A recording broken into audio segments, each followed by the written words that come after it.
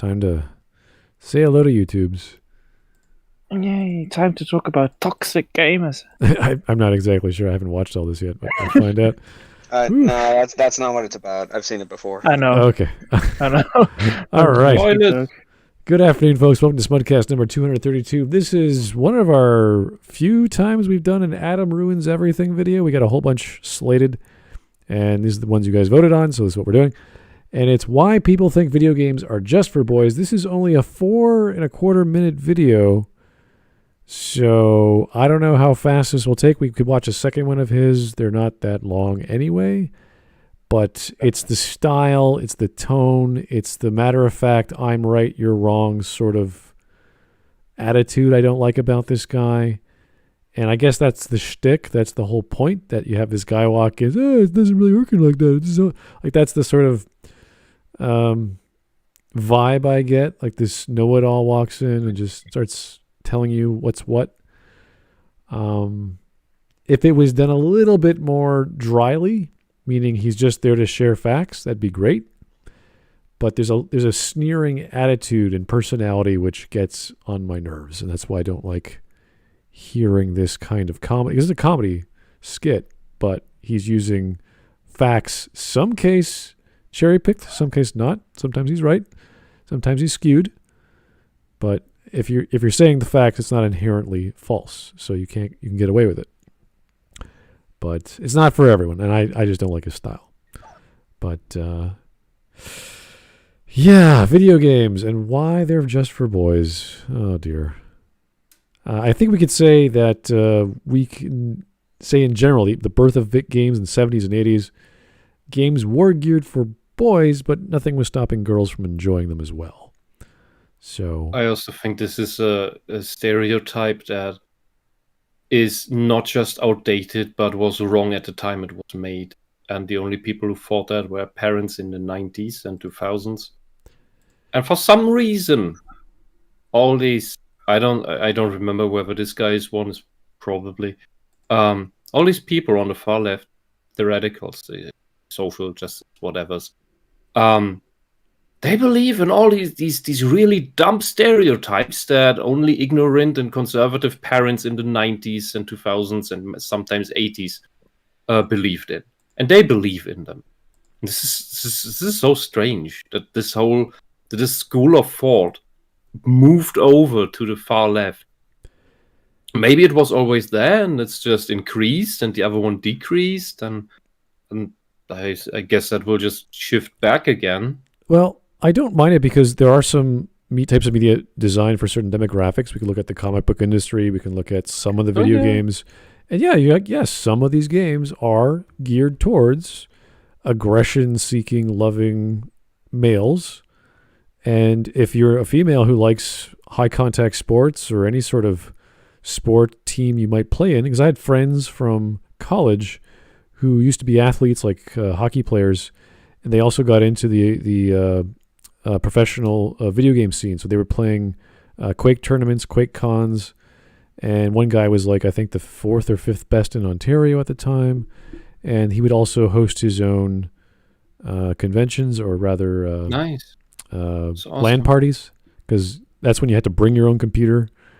And it's like set it all up and get it hooked up to the ad hoc LAN party. I heated up waffles on my monitor. Yeah, I know. You had to drive. Like, that's before we had flat screens. Yeah, it was big honking kit. Some people, all the rich guys had their Alienware labs, whatever, like $4,000 machines. At the time, yeah, they were sweet. Those were Alienware wasn't that wasn't really a thing in the that came when in the 2000s or something. Yeah, that's around there. Like that's like, but the thing is, that's what's awesome is because they would just come in with one little box or one little bag and just hook it up, and everything's like ooh sleek. Whereas everyone else had like a shopping cart. They were yeah. Well, I think the shopping cart is part of the atmosphere and the whole feeling of it all. And if you just sit there with a laptop, and now everyone would just sit there with a laptop, that would look stupid. it's a time when case modding became a thing, and also when cases improved. Before, you would just easily cut your hands every time you try to tinker around in your computer case. I worked as an internship during school. I worked in a computer repair shop. That was fun, and a lot of blood. That's not how you get a PC back working. You don't have to spill blood on it. It's repairing PCs is hard bloody work back in the day. I don't know the English word. They are not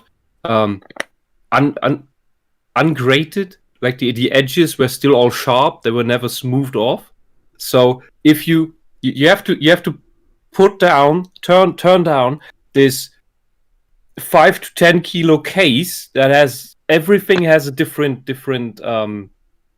center of mass, and then it just needs to slip once, and your whole hand is cut open, and it just blood goes everywhere. It's hilarious. I just have this image of the PC repair shop of you guys just standing on top of the PC and taking a knife in your hand and then cutting your hand and spilling blood over it to fix it. The 40K weird style. blood rituals to repair the computers. That's specifically for Windows PCs. Yes, which there are many, but yeah. Great fun. I love that repair shop. But LAN parties mainly existed because 1, there was little to no internet, and 2, man, the speed of the network on a LAN party. That's what you went there for. Not your 7 kilobytes per second for good measurement. Because you can younger listeners can probably guess more what that means than the 56K modem. Right. I remember the 90s. People bought ISDN lines because that was 128K bits per second. Bits, not bytes. Not bytes, bits. Yeah. Not kilobytes, bits. That was the hot new thing. And you're like, what is ISDN? How does that? And this is really weird connector, and you have to get this special adapter and pump it all the way to your house. 12 kilobits per second? All that shit was before my time. Oh, yeah. It's like, wow. It's almost double as fast as the old one. Wow. Yeah. Now downloading the ICQ client only takes 2 hours instead of 4. Yeah, and wow. And at the time, it was like either you would buy that or a T1 line just to play competitive Quake. That was another, like, if you were a hardcore, like, that's what you would do. But that's an obsession. That's like you're spending a lot of money. Yeah. That was just fucking expensive. And LAN parties were one of the few places where you could actually file share. Right. Otherwise, people took their hard drives out of their PC cases and drove through town to a friend and copied it over, and man, hard drives were the so original. Funny when we were talking about, talking about some of those things makes me feel old. Then about other things makes me feel really young. Oh yeah. Makes me feel young. As I said, no, some stuff I still experienced, like the hunking PCs. I still experienced that. Yeah, no, I still have a hunking PC underneath my desk. I can't not have giant PC cases. It feels cramped if I don't. And also the giant monitors. I remember those. Well, I think we all remember the age of Napster and all the various peer-to-peer file sharing services that were legal at the time, and then they became illegal, and then they became. They still are legal over here. Yeah, I know. Like that. Well, the downloading is legal. Yeah. I don't know. It felt to me as if back in the day you could find more stuff in file sharing. Like you could find more obscure stuff. Well, that was right at the time torrents were invented, and that's when people shifted. I remember a buddy of mine, before even file sharing was popular, he was the kind of guy who knew which bulletin boards to log into. This is during the time of the internet. Bulletin boards were still a thing. And he could get access to just about any piece of software he wanted, which I never understood how he could do this, but nowadays everyone has access to everything. So we could find stuff if you really needed to. It's like an expensive piece of software and you can't afford it. And you need something to get done really quickly. And it's just easier and cheaper and faster to not spend all this time and money for one project you're going to need for one day, as opposed to buying the full license from like Adobe and having the monthly, the dongle you have to plug into the back of your box and then have your monthly subscription and make sure the updater is always running and all this other bullshit just to run Adobe Photoshop or whatever. So there are one of the more obscure but really amazing just before BitTorrent file sharing clients was DC++, Direct Connect++, and you could find really cool obscure stuff on there on the various servers. Oh yeah, there were always a few Polish people and Russians who had T1 and T3 lines where you could get the good series and all of that, and you had a lot of small users who had, oh, here's the local martial arts tournament and everything. It was before YouTube, and so, oh, this is cool. And you had a chat adjacent to it and everything. It was like, hey, yeah, I really like that tournament. Where is that? And was nice, was interesting. I mean, now you have all the stuff on YouTube or similar sites, but it was a bit of a hunting gathering feeling, that you were foraging for interesting stuff and you got to know people on the way. And now it's just you click YouTube, write comment, never watch again. I don't know. It's as if maybe it's nostalgia goggles, but it's as if in the 2000s the internet was a Wild West. Familiar, yeah, but also it felt like a bit like not family, but a bit cozy.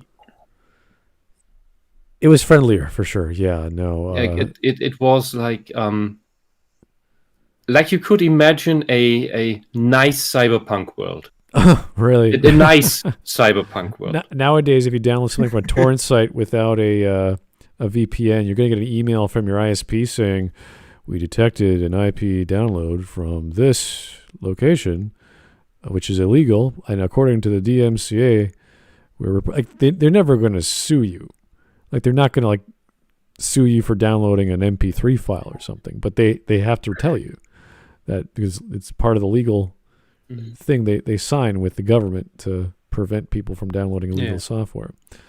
So VPN has become a way of life now, just to get around legal crap.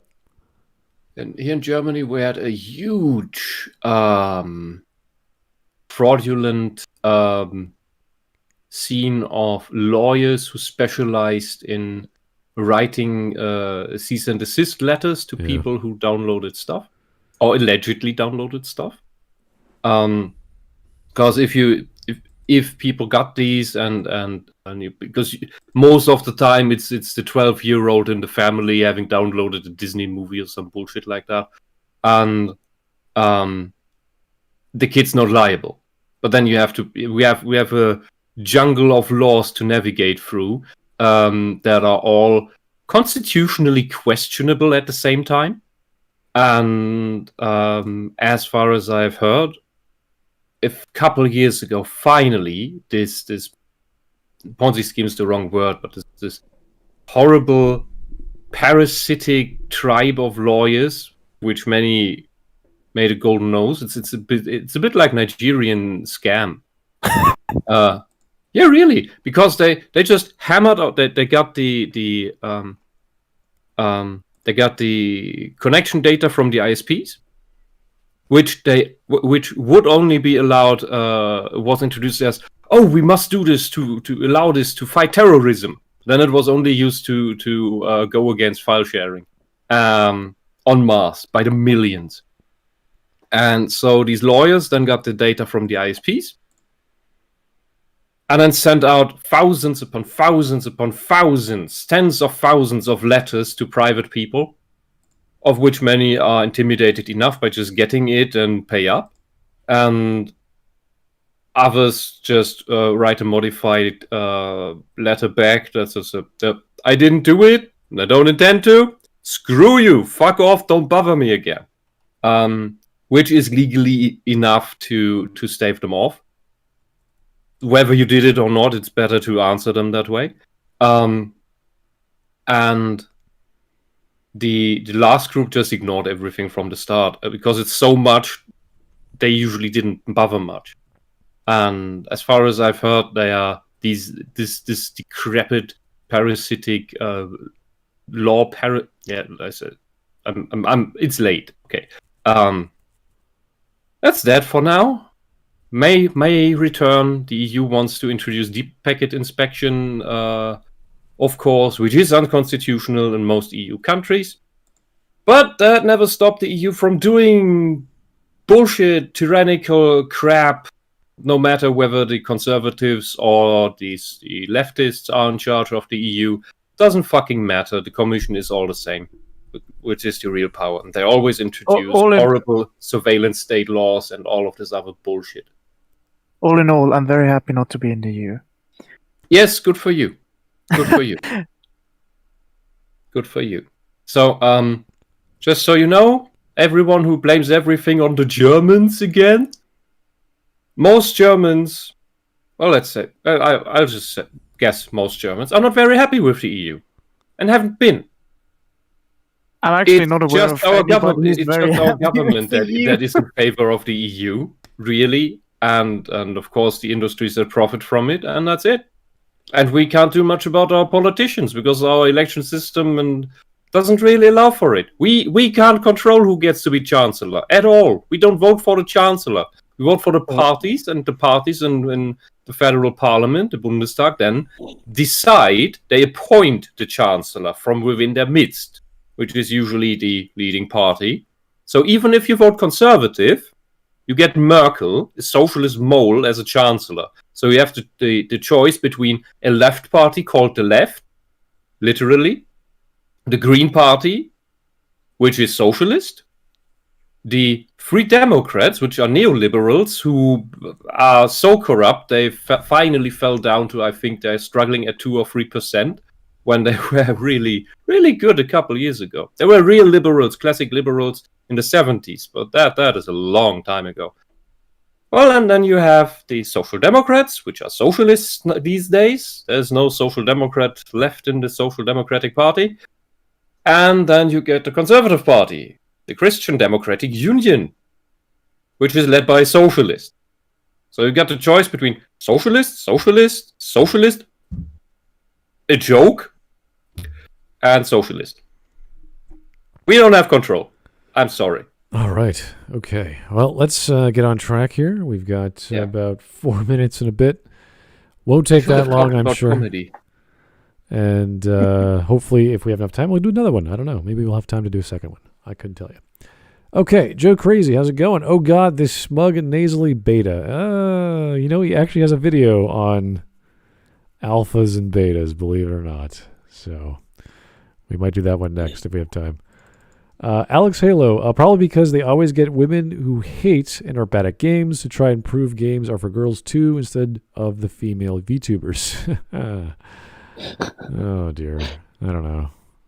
Feminists do not want competent women. Never forget. There are some great gamers out there that are women, and they're nice and fun and exciting to have games with, and that's totally cool. Happens all the time, but not as many as the guys, of course. Have you seen Gura play rhythm games? Yeah. Holy shit. Holy shit. Holy shit. Let's get on with it.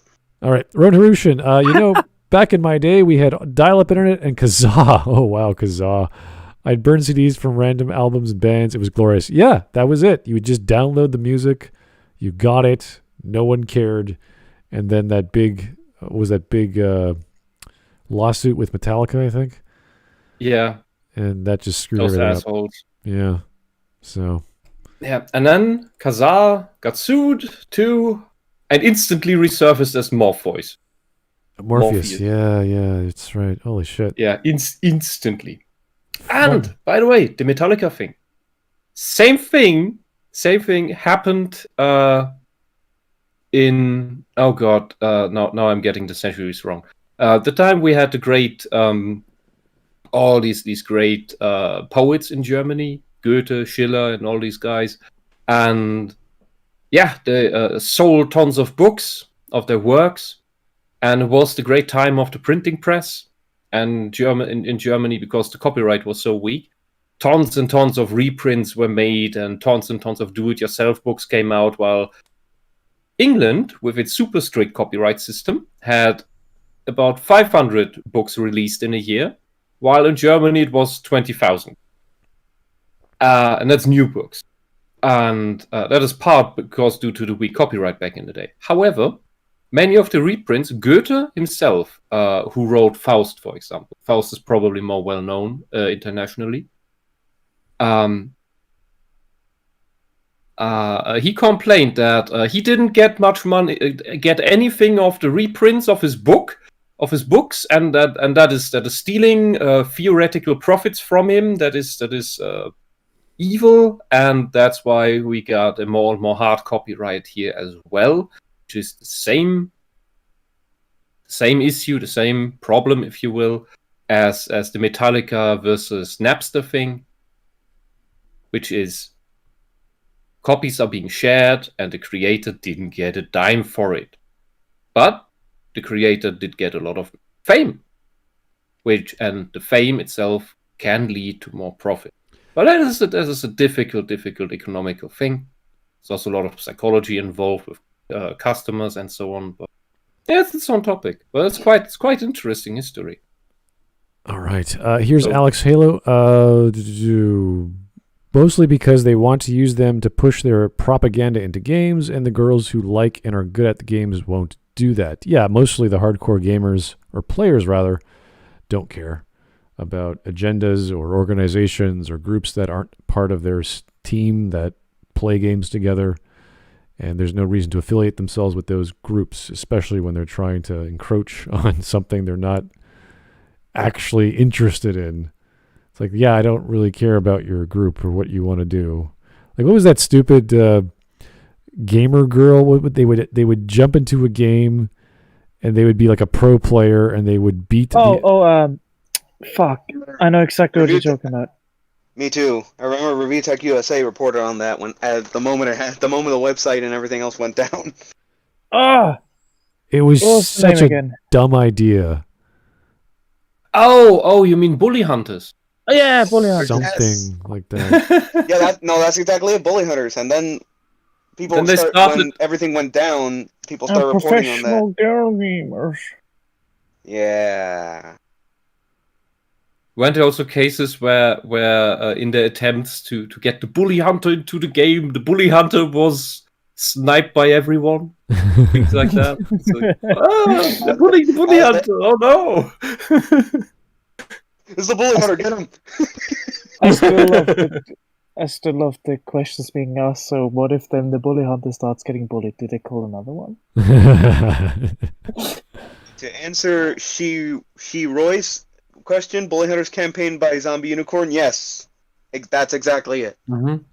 The actual idea of hiring someone like a pro player to jump into a game to beat another player is so childish. Yes, to bully the bully, basically. And alleged pro players. Alleged. Yeah, that on its own made it a stupid idea. It was more so the fact, and Review Tech USA put it best, that they just reduced an everyone problem to a women's problem, and that was so much worse. Yeah. And if you get sniped, just get better and kill your oppressor in the game. And if you can't do that, just play against AI. yeah, and any bullshit they want to say to you, just ignore them. It's called the mute button. Yeah. Yeah. If you can't take the banter, mute it. Well, or if you happen to just get it constantly into lobbies with somebody screaming in Arabic, you're like, well, I don't really want to hear that during the entire game. Has happened to me several times. Yeah, who was the guy we covered who complained about 12-year-olds in video games being mean to him? That was And that therefore- PBS, the PBS show. Oh yeah, right. And therefore therefore men are bad and need to be censored. And what the fuck is going on? It was just so childish bullshit. Like, complaining about a bunch of kids saying mean words on a video game is like, oh, really? That's your problem?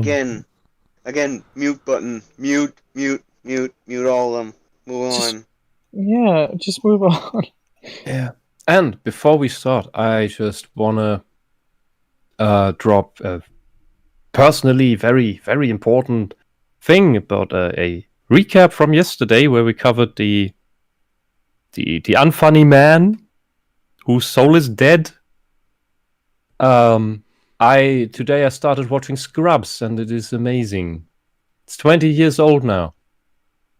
And it is timeless humor. It is absolutely wonderful. It even gets drama into a comedy show that sticks. It's good feels. And SJWs would hate it. Every second joke, SJWs would just say, "Oh, you can't say that. That's mean. That's this phobic and that oppressive. Oh no, the marginalized." No, it's just funny. It's just normal banter between people, and it's great. It's wonderful. Watch Scrubs if you can. Watch it. It warms your heart, especially in these dire times. Here is 2Tim505. I only know Adam because of Rags. Really? Oh my. I recall him from a few years ago, so Adam is kind of obnoxious. So, yeah, one of those things that's still around, unfortunately. Alex Halo, Bully Hunters got caught faking harassment. Oh, is that what? Oh, jeez. Yes. Yes, they did. Well, they didn't only get caught doing that. They got caught doing lots of shit. Oh yeah. Yes. And when Rags was still making videos, hint hint, he made a really good coverage of the Bully Hunters thing. And after the whole thing, Zombie Unicorn got into the totally not sexual Twitch trend of body painting and started painting her 40-year-old tits on screen. And yeah, ugh. And it wasn't competent as the actual artists looked like, because the other girls who do that is art. But she just slapped paint on her upper body and says, "Twitch, what the fuck is wrong with you?" Because that stuff's allowed. But good cosplay, good cute cosplay, tame cosplay, that gets the ban hammer because I don't know. It's just insane. Schizophrenic platform. Here's Ron Harushan, and they said, thing is, you could never make Scrubs today. Same I don't think it could be made right now. Same goes for Blazing Saddles, especially. Oh. Blazing Saddles. That one especially, you can never make again. No, With that what's was going on right now. That was with the slave guy, the eunuch. Oh, jeez. There's so much. I keep hearing that name. Need What? to write that down. Blazing Saddles? Blazing Saddles. Oh, it's classic. I don't think it ran in Germany. I also actually have only I ever wonder heard why. from it from Americans. It's not a Oh, film we had that some is cool really shit, known yeah. over here. Well, there's lots of Mel Brooks films that most people haven't heard of. So, once you realize he's done like so many, you're like, oh wow, he's been around since the 60s and 70s. It's like, oh my god. So, great. I just hope that Spaceballs 3 comes out soon. I was hoping for the second Spaceballs. Oh no! Didn't you know? The original script that Rick Moranis pinned to Mel Brooks, that Mel Brooks then rejected, sadly, was called Spaceballs 3 on the search for Spaceballs 2. Oh. Haha. Haha. Yes. Haha. Oh, this is exactly the Spaceballs humor. Okay. Good. Yeah. No, it sounds like Naked Gun 33 1/3 or whatever. Yeah. Yeah. Anyway, all right, let's get started. Oh boy.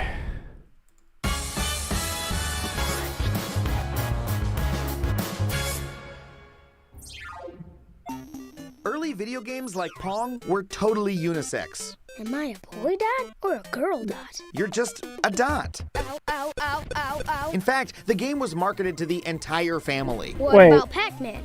He was a boy. Question. True, but the game was so popular Wait, with it doesn't women wanna that when stop it came me. time for Is that you?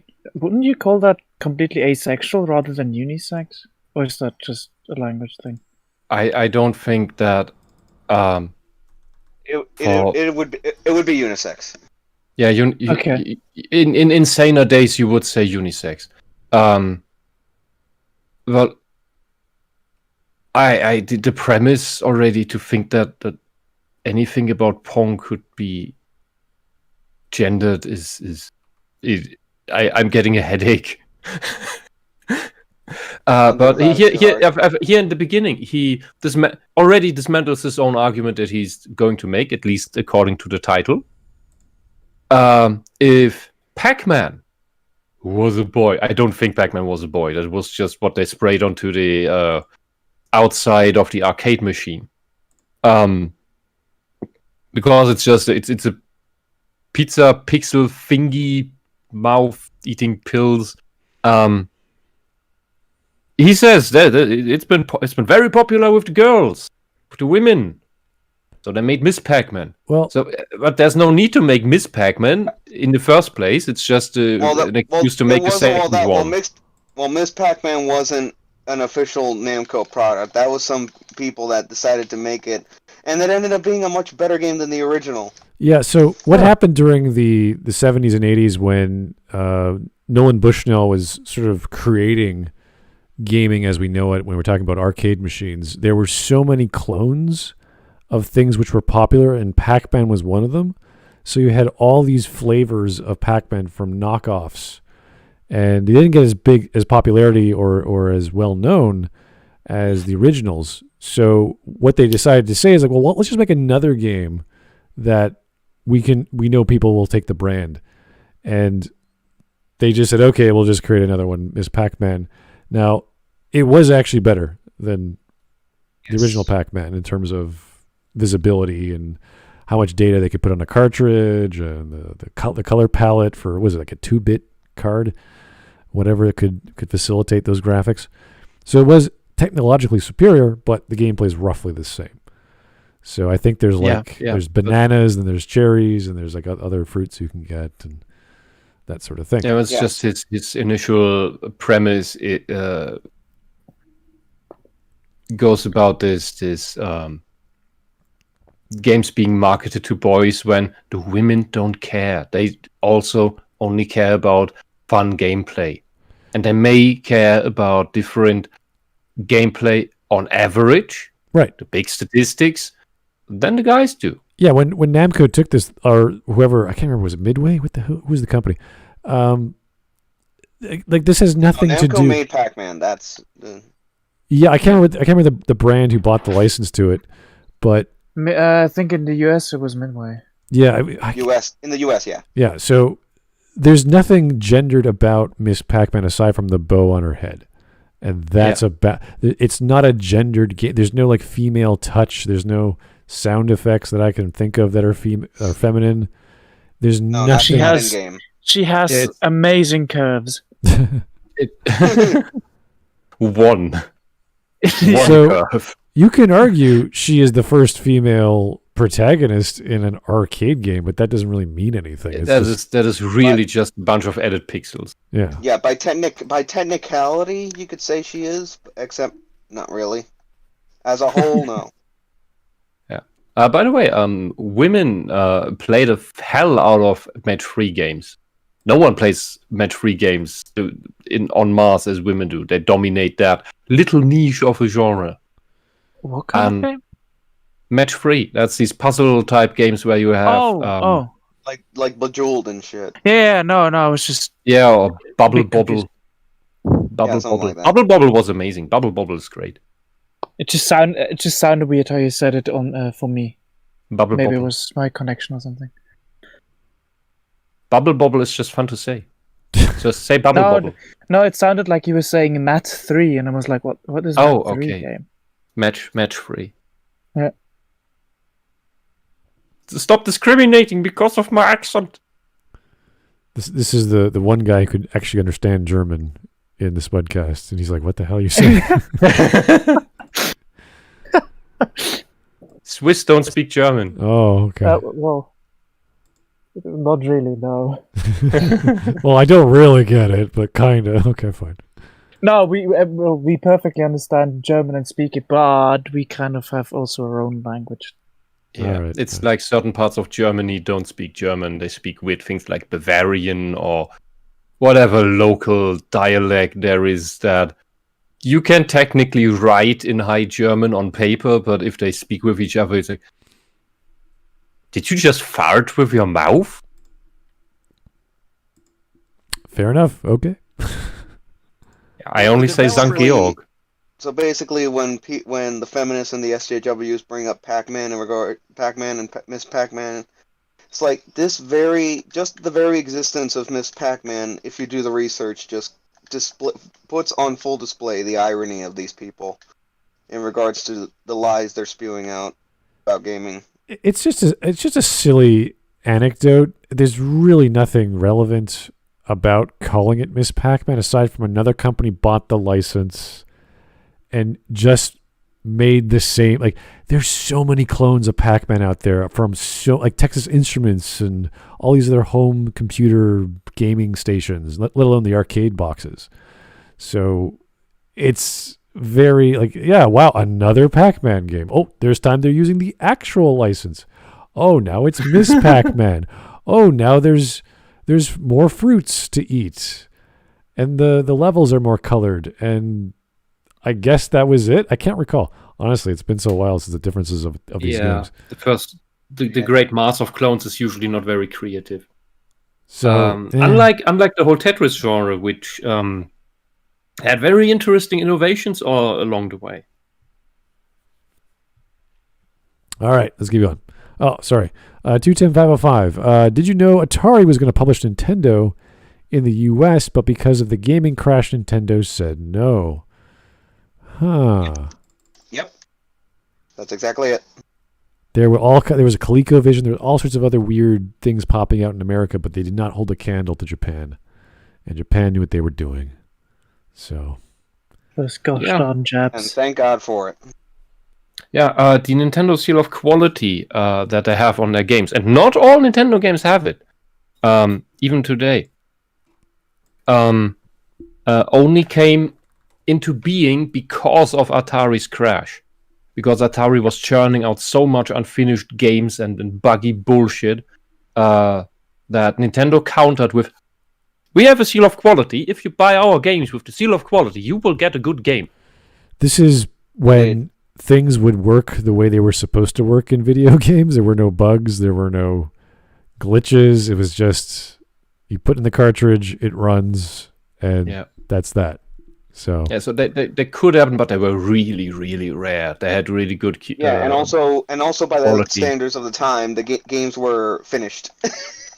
Yeah, because you couldn't update them. No 0 day 47 gigabyte patch for your 8 megabyte cartridge. Yeah, they had to wait for them to reprint the game to get the new version, and even then, God knows how long that would take. Yeah, which is why some in the international releases, some US and EU versions are a little different from Japanese ones because they had bug fixes in them, for example. Yeah, Pokemon is a decent example. Regardless of whatever opinions everyone here might have of Pokemon. Yeah, I believe the Red and Blue we got was based on the blue version from Japan. No, it was based on Green, I think. Green never came out in No, wait a minute. Japan got Red and Green, then their third version was Blue. And their Blue is what our Red and Blue was based on. Okay. That's how it worked. And then we got Yellow, which is like the furthest that Gen 1 would ever get in terms of like revisions. Yeah. Yellow was quite stable, and I liked it. I only played Red and Yellow, but they were stable, but the source code for Gen 1 and 2 were an absolute mess. You have no idea. I kind of do. I watched documentaries on that, and Why oh do you my think- god, what why have do you you think- done? Why do you think Missing No exists in the first place? Yeah. Anyway, moving on. I think the Mew bug didn't to get Mew didn't work in the European version. It was very frustrating. I think the European version came out just later enough for that bug to have been patched out. But anyway. All right. Gave it a main character, Ms. Pac-Man. Aw, yeah, I'm spooky. Not Mrs., Ms. She was a modern 80s career woman. Yeah, but then they actually She was drug addicted. they changed the lore so that they're actually married and they had 2 kids. So Didn't know that one. yeah. I also didn't know that one. But they did update the title. They Oh my did god, update look her at her name, didn't they? makeup. Look Oh, at her really? makeup and that sleazy ghost. Is this a rape scene? No. No.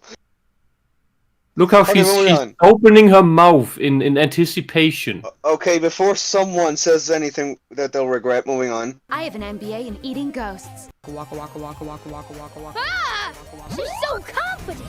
And not only was much of the audience female, many of the developers were too. Among the stars of early game design were Atari's Isaiah Carol still Shaw, today. Centipede creator Donna Bailey, and Roberta Williams, an adventure game pioneer and company co-founder, whose King's Quest series was a massive hit among gamers of all stripes. Okay, we're spanning like 20, 25 years right now.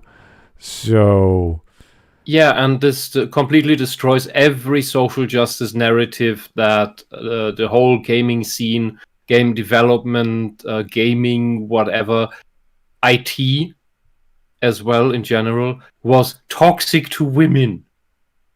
They made games back in the day. They led companies. So what is your issue? I'm in the town that produced these the C64, the old computers, and they employed a lot of women for programming and for, well, working in the factories to make them. well, yeah, even the actual companies like IBM back in the 70s, I believe, they hired people outside of computer science because they knew the Yeah. kind of mindset they were looking for. So they would hire people who studied anthropology. And they said, hey, do you want to come build some software? Because the anthropologist, at least their mindset, is to research how something works or what happened hundreds of years ago, translate it, and come up with a report to explain it. So that's essentially what you're doing in coding. You're trying to understand this foreign thing, translate it in a new language like your own, and have it make sense. And that was pretty much how logic operates with, well, we're talking the 70s. They had punch cards and all kinds of other logic gates to like was it BASIC or C-Base before C++ was a thing? It was all this old shit. And they would work on this stuff. So Oh yeah, imagine we had a when I was in southern Germany for a year, one of the old colleges that still exist that was the first one to introduce IT as a course. They have an IT tech museum attached to it, and you have all this super old technology, memory that just is a giant, like a giant washing machine that has to spin up before it can be used. And yeah. the oldest type Tech of drives. memory the oldest thing they have is giant thing, absolutely bonkers. You could wash your socks in there.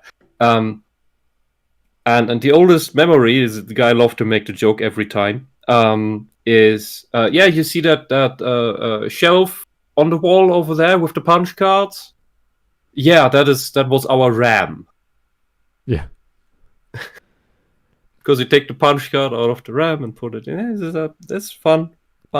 I remember just because my dad used to work at Kodak and he was in the computer room for a long time and then he moved around. They had the air vents on the floor because the computers were so hot they had to hook them directly into the floor so that the console they were sitting on would cool them. And they had all their old, like I don't know if you guys know what a Cray 2 is.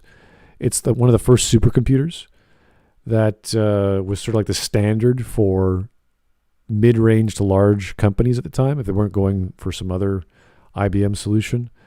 And in that same room were the punch card readers, the tape drive backups, and they were just these giant boxes with tape drives just constantly spinning, recording all the happenstance of that day. And they would just take them off the reels and put them in the warehouse and store them for backups every day. So, yeah, computers were fun back then, but little different than the 80s and 90s when you're talking about Commodore 64 games and Commodore 10s and IBM, the PS2. What else was there? Home computers, the Apple. Oh, geez. Then finally the 386 came out, or the 286 and the 386 chipset. So just amazing how basically technology of today is almost feels like light years ahead. Yeah. We had no idea what a math code processor was to do trigonometry equations, and then it was like, oh, you could run 3D on your math code. It's like, yeah, and then someone went, wait a second, we should have that on everything, but we don't. So you couldn't use one chipset, so you had to buy a separate card. That was the first 3DFX card, and then that eventually became video cards like 15 years later.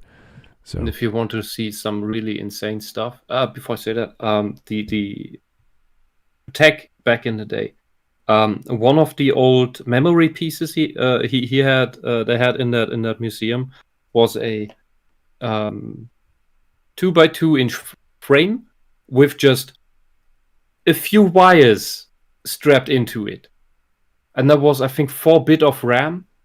4-bit. That's pretty big for 4-bit. It was really just wires.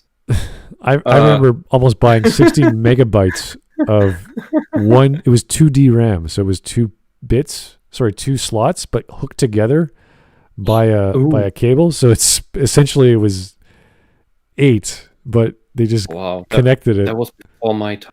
Yeah, it was kind of weird. Just to play Super Street Fighter, I think, because you needed enough RAM to load the damn program, which I thought was hilarious. Yeah. And if you if anyone's interested in what people even today pull off with this really ancient hardware, check out the demo scene, DEMO, like demo scene.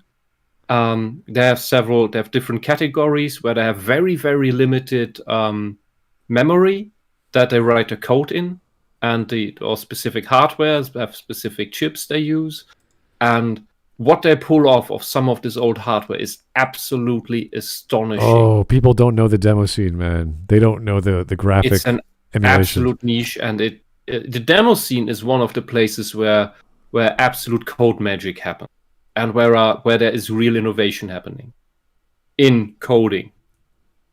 It's just because this is why constraints and resource limitation is so important, not just for art history, but for science as well, because it is the confinement in which you are forced to use the resources you have in efficient and creative ways. That if you have abundance, if you have post-scarcity, there is never need for innovation, because you can just use more resources, throw more stuff at the stuff so that you get what you want.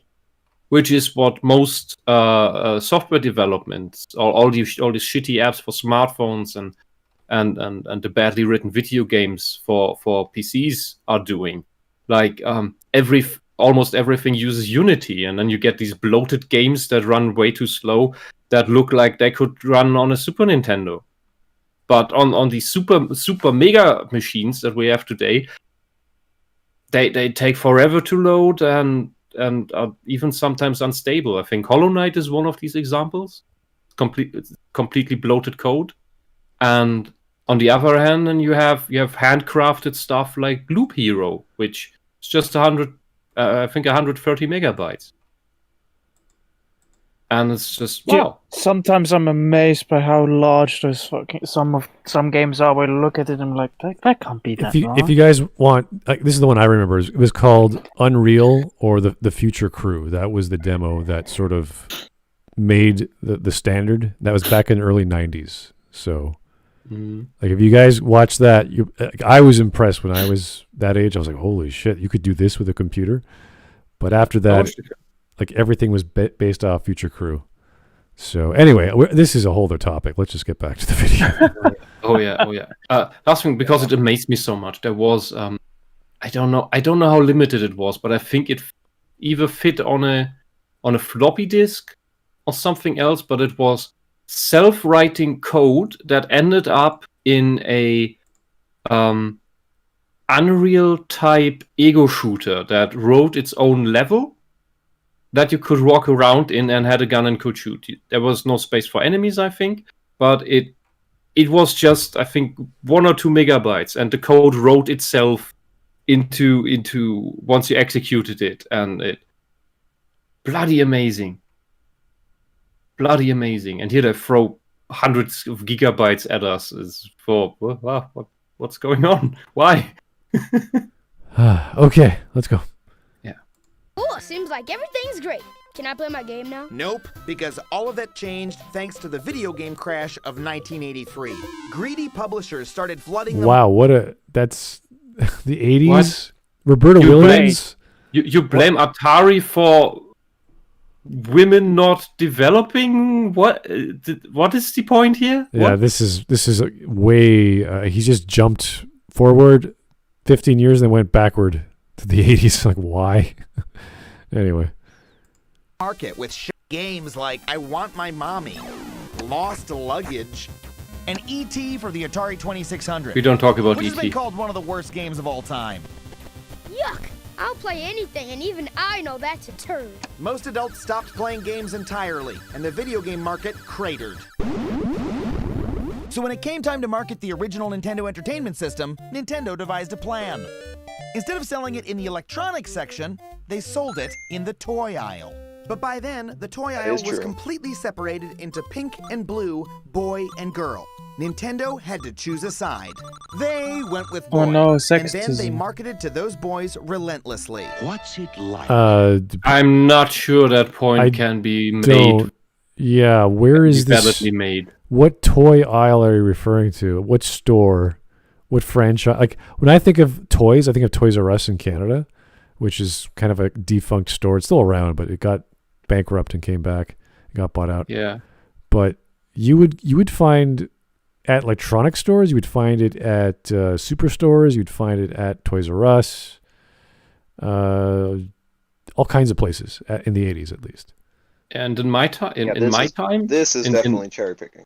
Yeah, and in the 90s and later, the big superstores, the electronic stores, most of the time, as much as they had PC games. And of course, who's more likely to run into an electronic store? Probably guys. The occasional tomboy or something.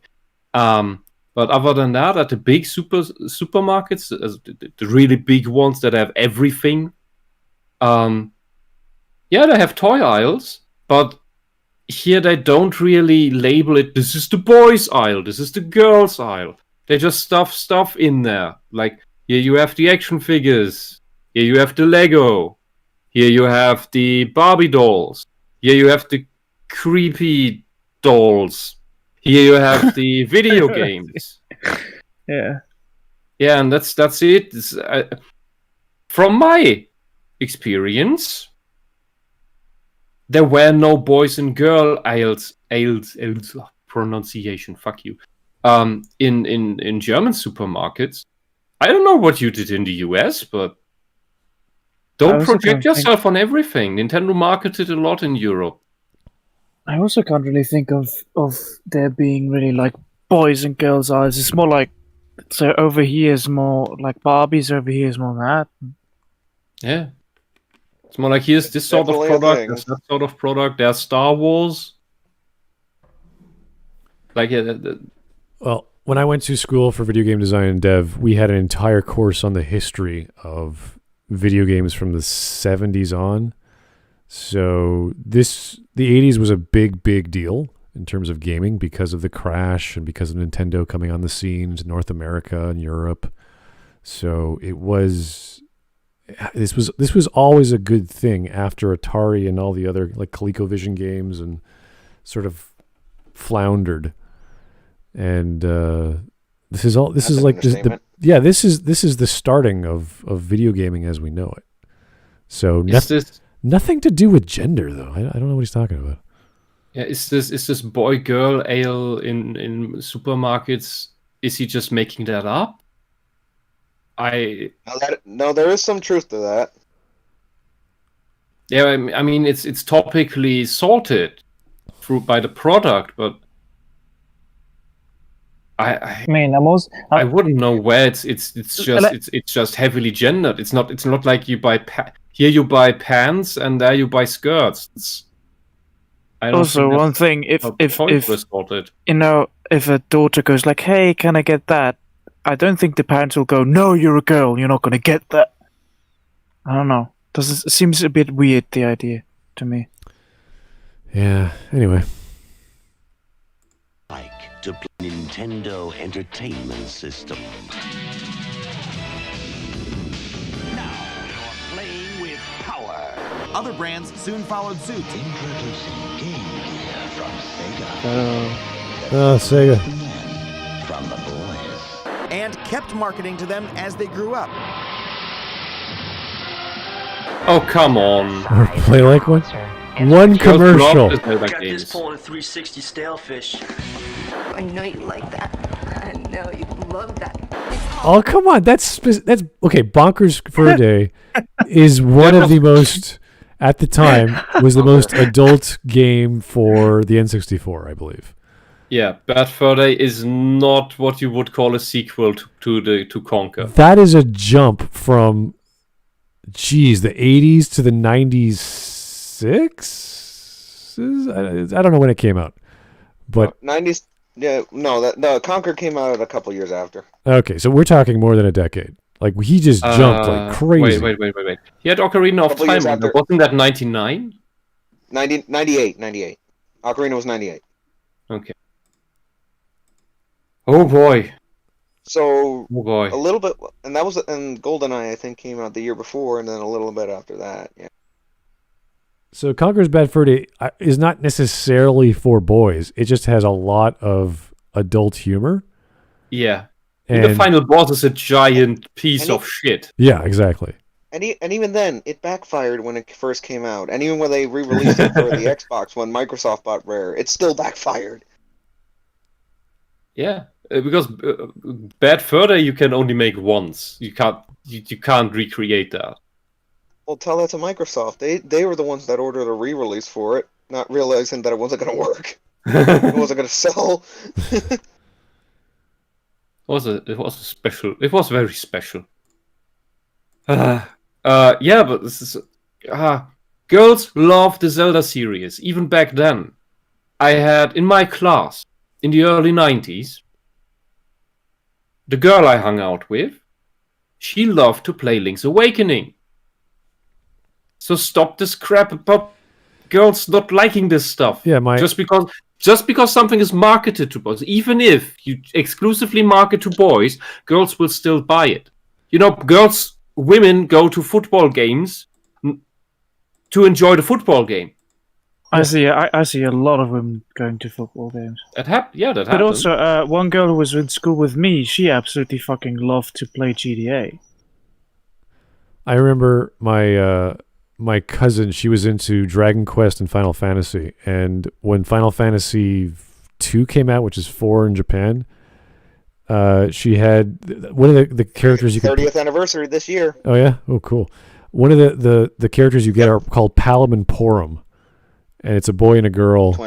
Twins, yeah. And she named them after myself and my brother.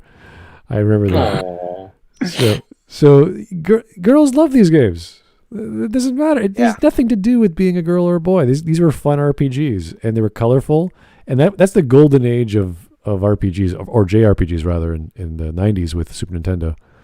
So. Yeah. And we all gotta know at least one girl that loves Final Fantasy that pines over characters like Squall and shit. Oh yeah. That's just inevitable. That's the emo brooding guy that that has appeal to girls at that age.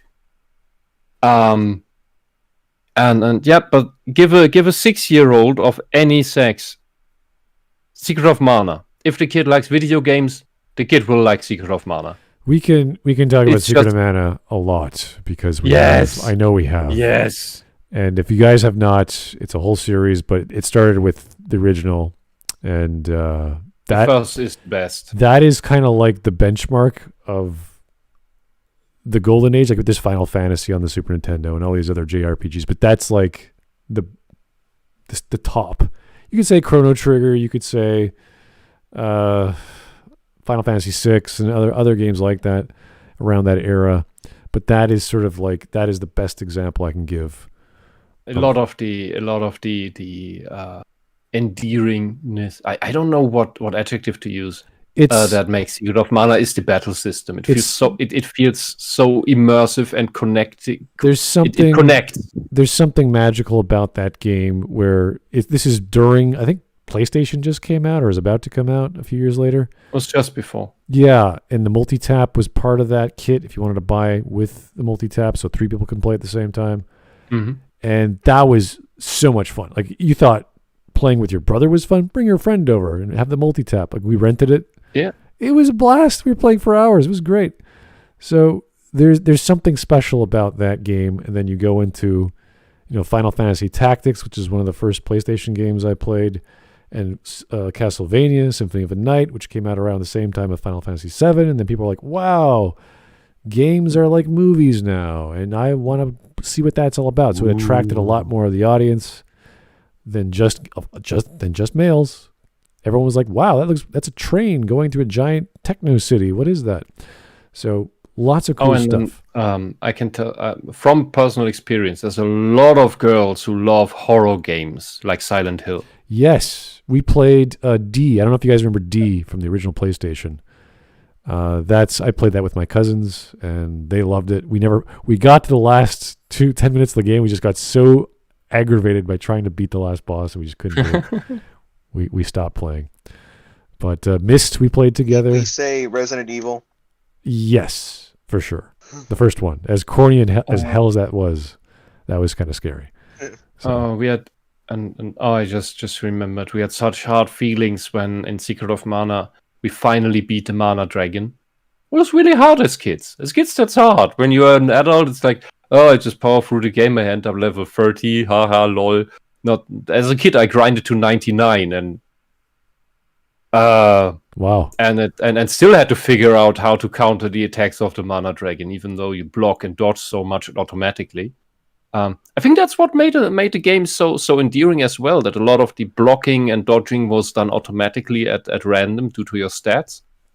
Just made the action on the screen so fluent and action rich because you had the 3 characters who were all using their weapons and all doing these reactions to the enemies that was going on the screen.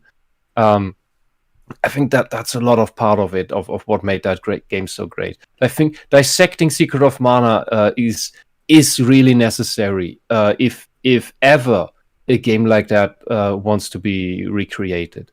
Because there's a lot they somehow got really, they nailed. And other games never, I don't think ever really lived up to it. Arguably, with the same... I've talked to Smud about... Yeah. With the same series, the Mana series, they never quite found the formula. Like, they understood the world, they understand, okay, we're going to make, Seiken Densetsu 3 and yada yada. But they just changed it up so many times. They were innovating so many times. They're like, you don't have to innovate that many times. You don't have to have, like, inventing a world map and seeds are planted and that becomes whatever. It's just like, dude, just make Secret of Mana again. Just change the story up. That's all you got. Get the same musician, get the same actors or animators rather. That's all they had to do. What in all the other games of the Mana series I've played, they messed around with the battle system that made it not feel fluent. The first one was just fluent, including with the mana and everything, as with using spells.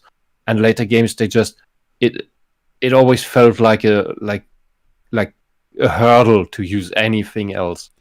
It's basically Skyrim's system, where you just the more you use something, the better it gets. Yeah, but that's the level increase system. I'm not talking about that. I'm talking about the direct live action on the screen. In Secret of Mana, yeah. I think Secret of Mana invented the ring menu. Yep. Which is something you saw in later games pop up again and again, because it's just a really cool UI invention. You chose your the ring menu had several layers, with several rings you could switch between, and then it had death. You choose this spirit, and this spirit has 3 spells, and you choose the spell from the spirit on that character. Like it was for being.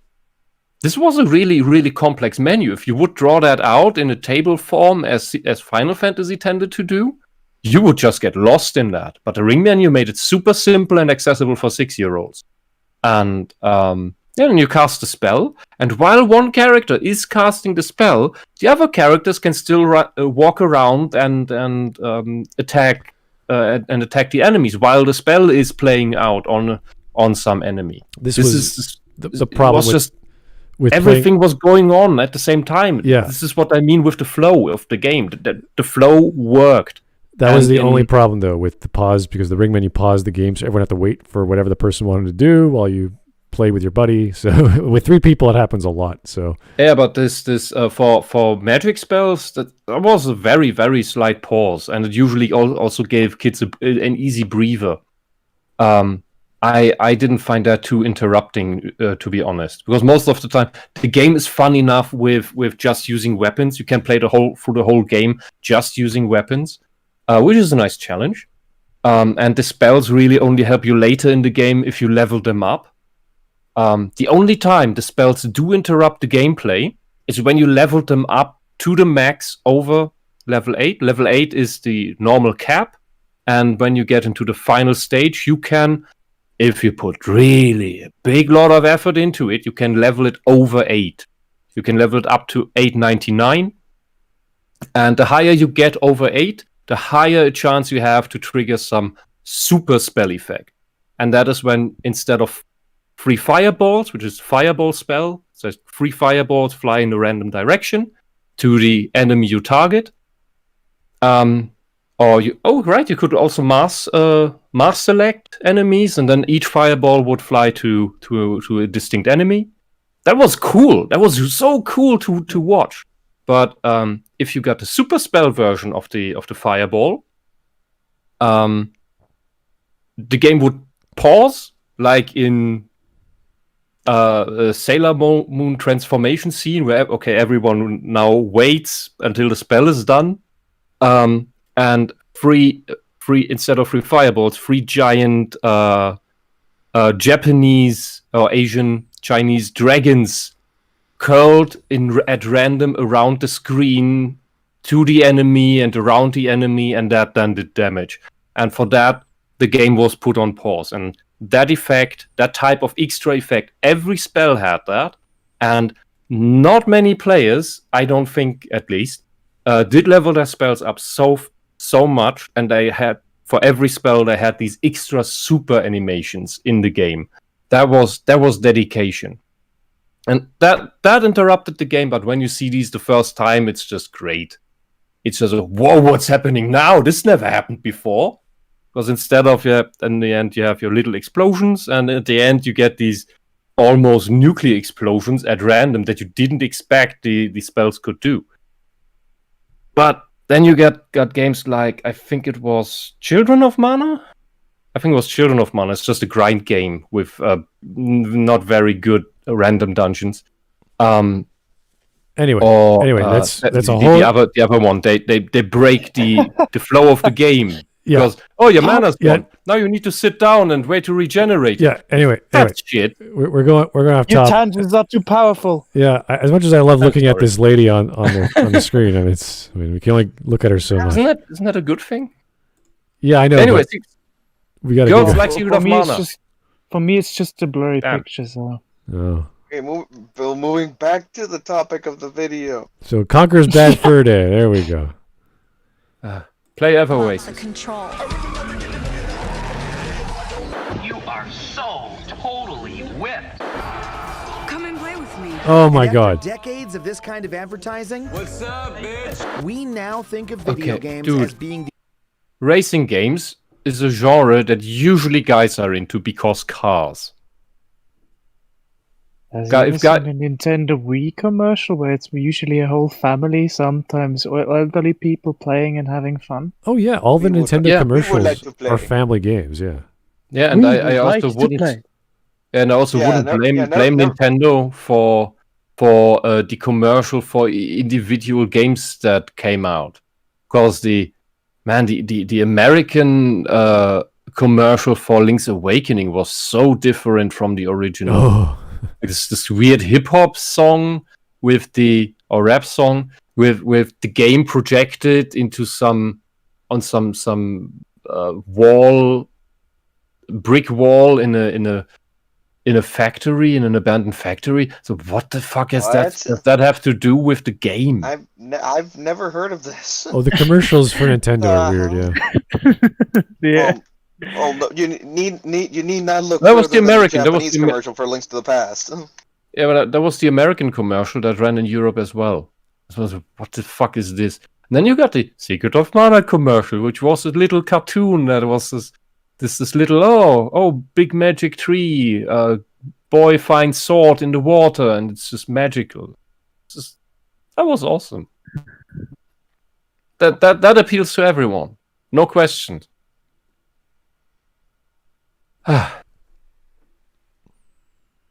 the exclusive domain of the male sex. Okay, those ads are weird. Are you kidding? Come on. You're cherry picking. This is really stupid. Yeah. Who the hell? Do you think?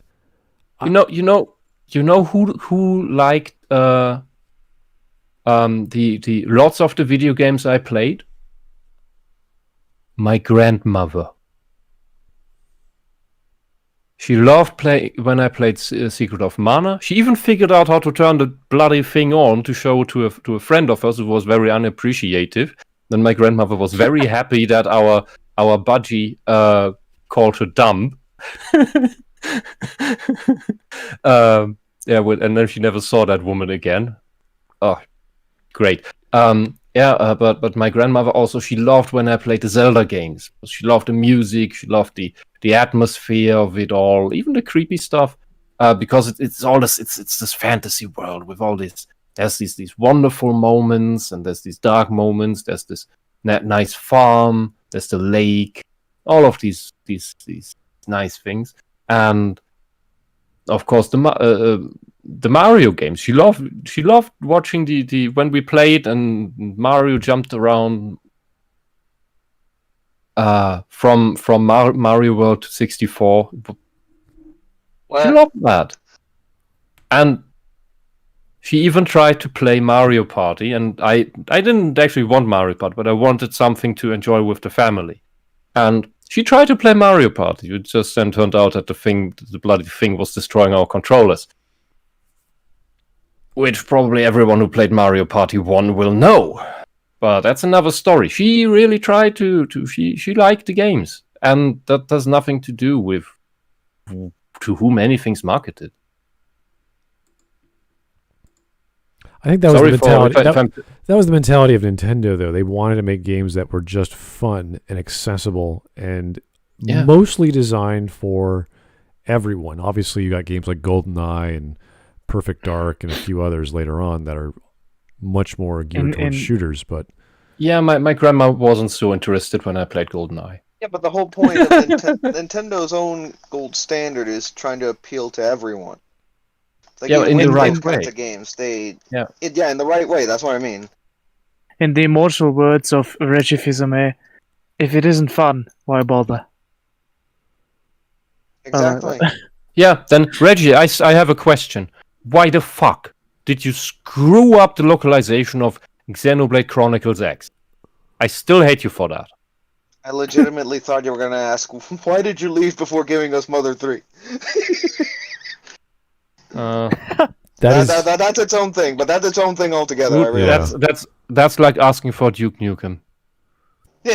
Well, Duke Nukem actually came out. No, it didn't. So, Wisp, I can answer why they fucked it up. They gave it to the American localization team. I know. That's why Reggie is at fault. All right. All right, let's move on. Sorry. This happened under your rule, Reggie. How could you leave us with this? Just someone to play on the video, please. All right, I'm kind of tired looking at this golden erect penis. So. Yeah, just move on. Shouldn't this be censored from Boys YouTube? just like video games more than girls do. Sorry, Jake. That's a straight-up myth. More adult women play video games than teenage boys do. Okay, casual games. Yeah. And Casual this, games, he specifically. even, my God, he does bring up the match-free thing I mentioned before. But this doesn't mean that adult women play more video games than men. No. This is deliberately misinterpreting statistics. Exactly. Casual games. Everybody plays casual games. This is like saying, oh, women play cards too. Yeah, men play poker and skat. Not skat, skat. Very German thing. I think a philosopher knows it. Actually, no, I don't. You don't know skat? That's interesting. Nope. We even have an official skat court for rule disputes that you can write letters to. I mean, I think it might be the German version of what we call Yas.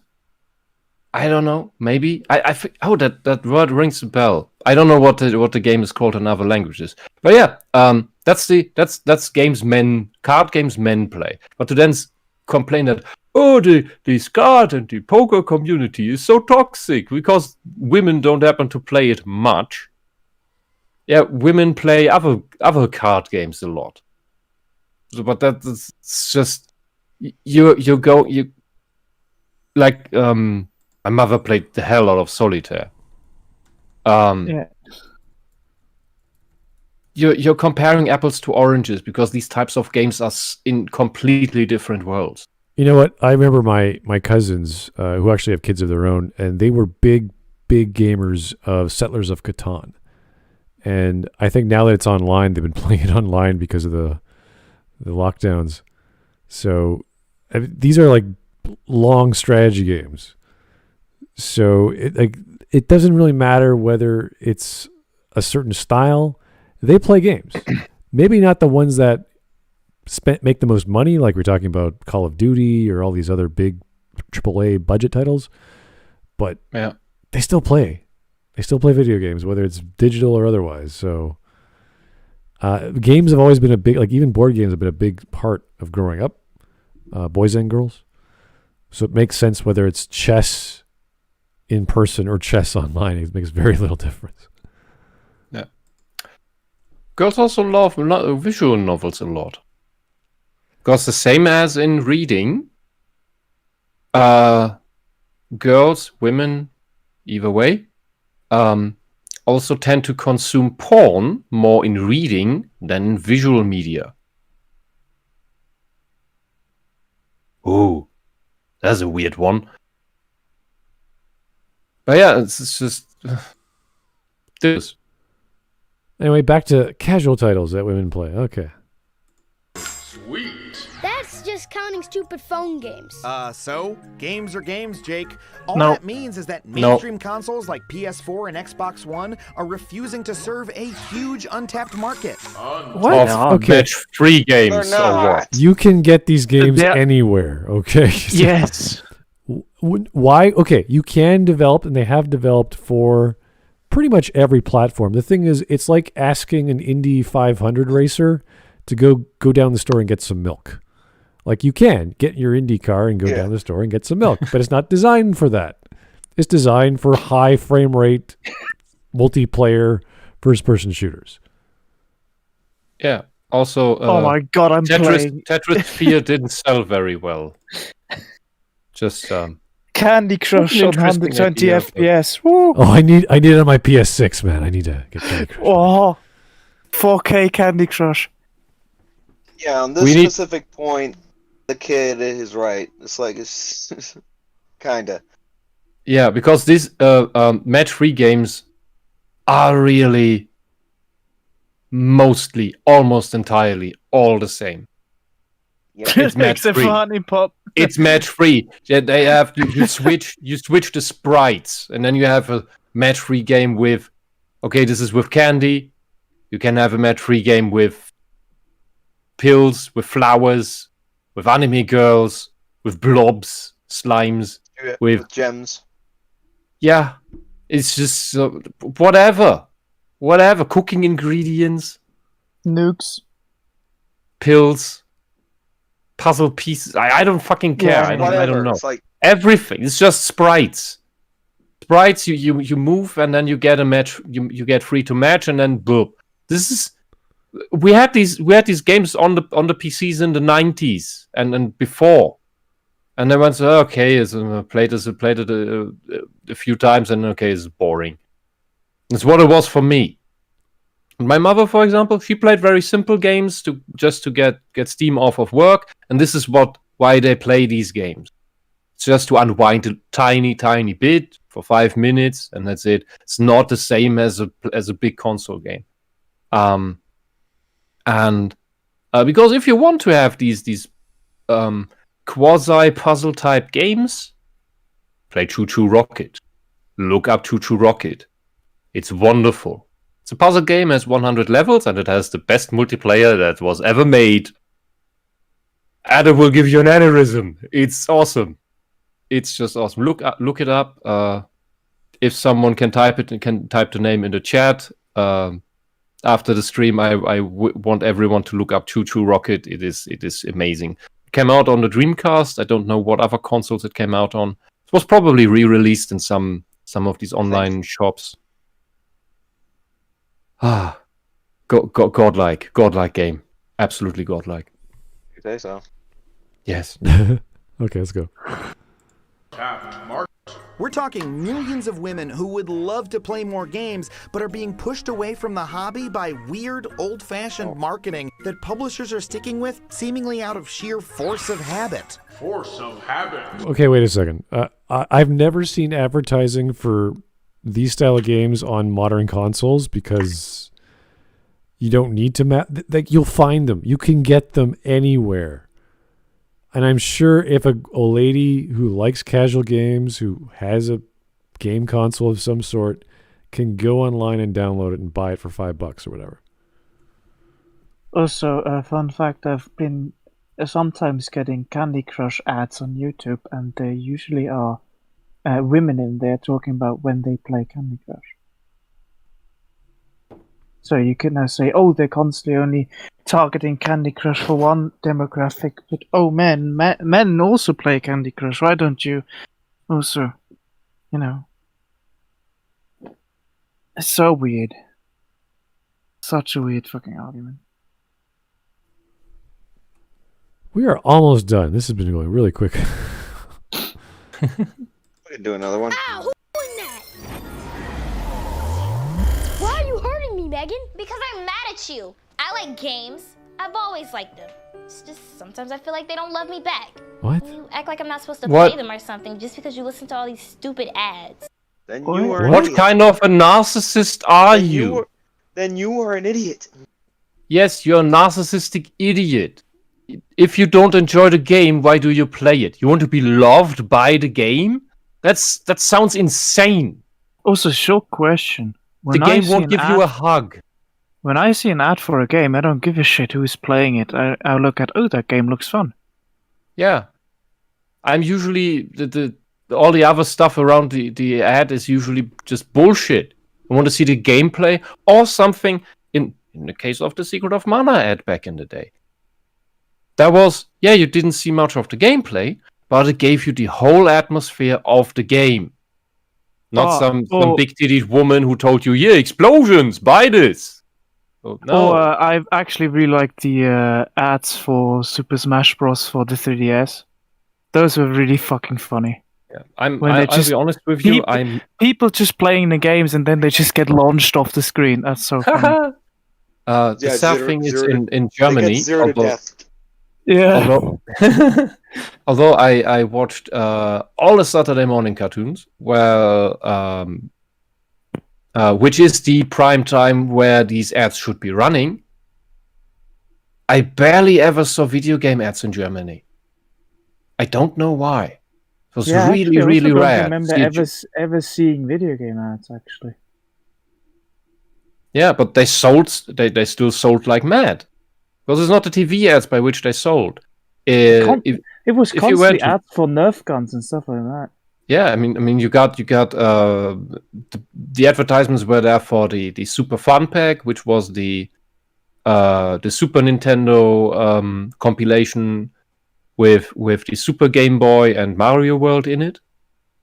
That's where there were advertisements for the Secret of Mana thing, of course, as I keep repeating. But then that's kind of it. I remember the Link's Awakening ad, and I don't remember much video game ads ever. I think I once saw an ad for Jet Force Gemini, and it was really funny, but I only saw it once.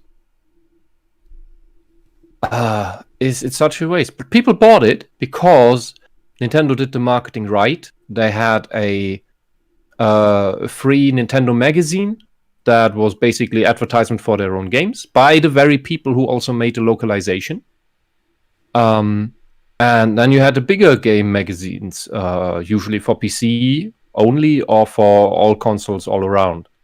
And that was where the real advertisement for video games was happening. Not on TV.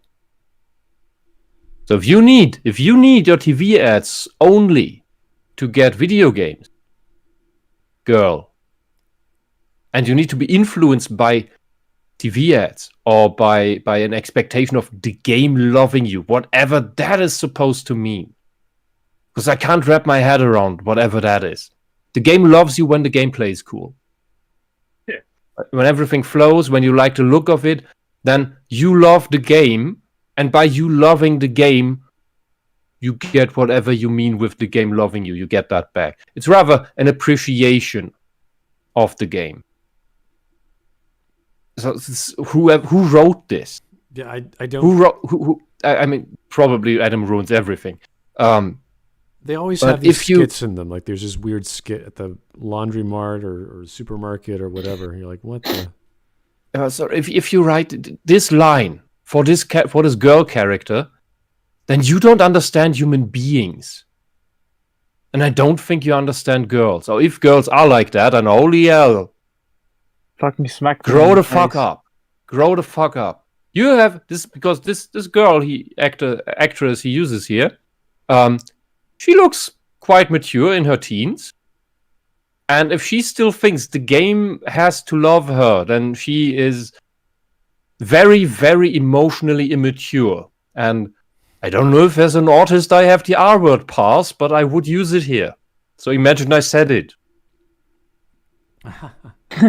Here's Alex Halo. 3 different visual novels. Galge, I don't think I'm pronouncing that right, for boys. Otoge for girls. And Eroge, the Ecchi and Entai. All 3 are being played by women. Yes, everyone plays these games. Yep. There is a game, there's a manga, there's an anime for everyone in Japan, from kids to seniors. There really is. So this is not something I think a Japanese. What is this? This isn't a comedy show? Yeah, True TV, whatever. I don't know what this program is, but this is not something the Japanese would ever say, because they have such a culture in media that they've tried to take every market. They've tried to find every marketplace for every product, of every story, of every entertainment. A culture where you could say they know how marketing works. A culture where there's literally always something for anyone.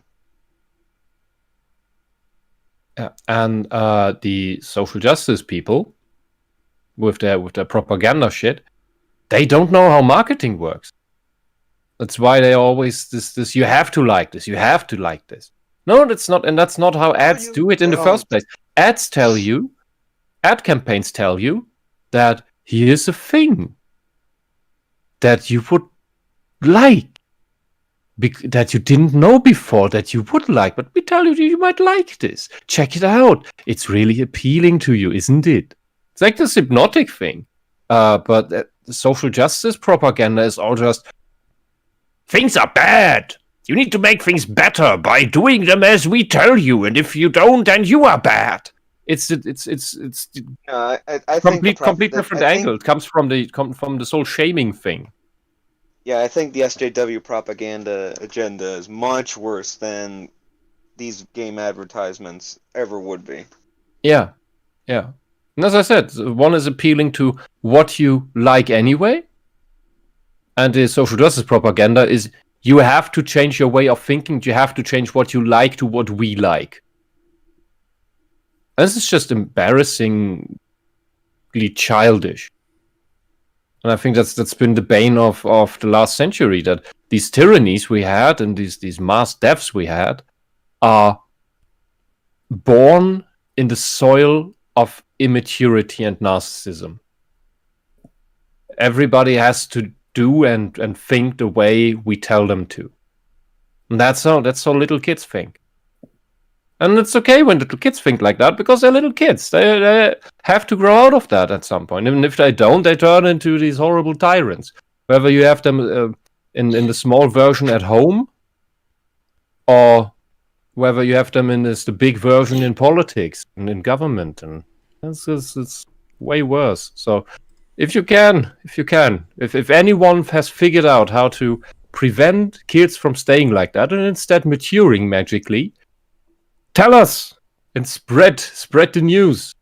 Because if we can get rid of this immature mindset, if we can somehow trigger people into maturing instead of staying emotionally immature, and I think 80% of the problems of humanity might get solved within a couple decades. That's just my wishful thinking. All right, let's keep going. We're almost done. Jake, video games are the greatest new art form of the century. They can do anything. Saying they're for just one gender is ridiculous. Sex. Yeah, it's like saying movies are just for girls or books are just for dads. What? When we think Who about said video that? games in such a limited Who's way, saying it makes any the of games this? worse, it loses the industry money, and it's really mean to your sister. Is that what? No, it's what? No one even ever said that video games are just for boys. Yeah, I've seen this before. What was that? And then you show us, and then he was trying to show us a narcissistic tantrum of a child, which is normal for a child. However, I would much rather expect that from the girl who complains that the game isn't loving her. That's where I would expect a narcissistic tantrum to be coming from. Because that's what social justice warriors tend to do. When you see these hate campaigns on Twitter by them, that's them having a narcissistic tantrum. When you criticize them and they start destructive campaigns against your private life against you, that's a narcissistic tantrum coming from a narcissistic injury. And I use this the other N word quite a lot today, I know. But this is just it's stunted emotional and mental behavior. I'm just seeing this as the mistake was to do it with the boy and not the girl. Yeah, but you couldn't do it with the other way around, because that would be misogyny. Misogynoir. In that case, that would even be true, because it's a black girl. These terms are so stupid. So fucking stupid. All right, we could end it here, guys, because we can watch another 4-minute video from Adam Ruins Everything. This one might be a bit even dumber. I don't know. As an interlude, I would ask you. Well. I looked up a Choo Choo Rocket multiplayer video. Can just show a few seconds of it, and I'll explain the gameplay before. You want Choo Choo Rocket? The normal game mode is a puzzle mode. You have the mouse. The chew. Chew is Japanese for mouth. And before we get into that, I want to say that I think I'm going to head off now. Okay. Alrighty. Have a good night. Thank you, Crazy Philosopher. Yeah, it was really fun seeing you again. Yeah, and I should have some time next week, possibly. But anyways, enjoy the rest of the stream. Alrighty. All right. Thank you, sir. Bye. All right. The single player mode is a puzzle game of about 100 levels, and it's the Chu.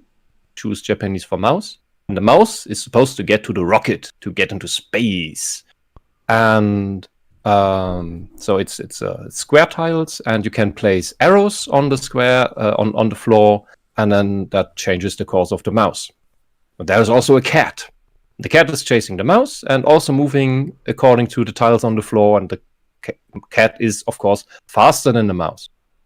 So you have to get the mouse to the rocket before it's eaten by the cat. And the multiplayer is 4 players simultaneously placing arrows on the floor to get their mice from their mouse holes to the rockets, while also cats are being spawned. And it's great. It's fun. And you also want the mice of the other players to get into your rockets instead of the rockets of the other players. It's great. This is gaming for everyone, especially artists, I guess, and people who don't get aneurysms.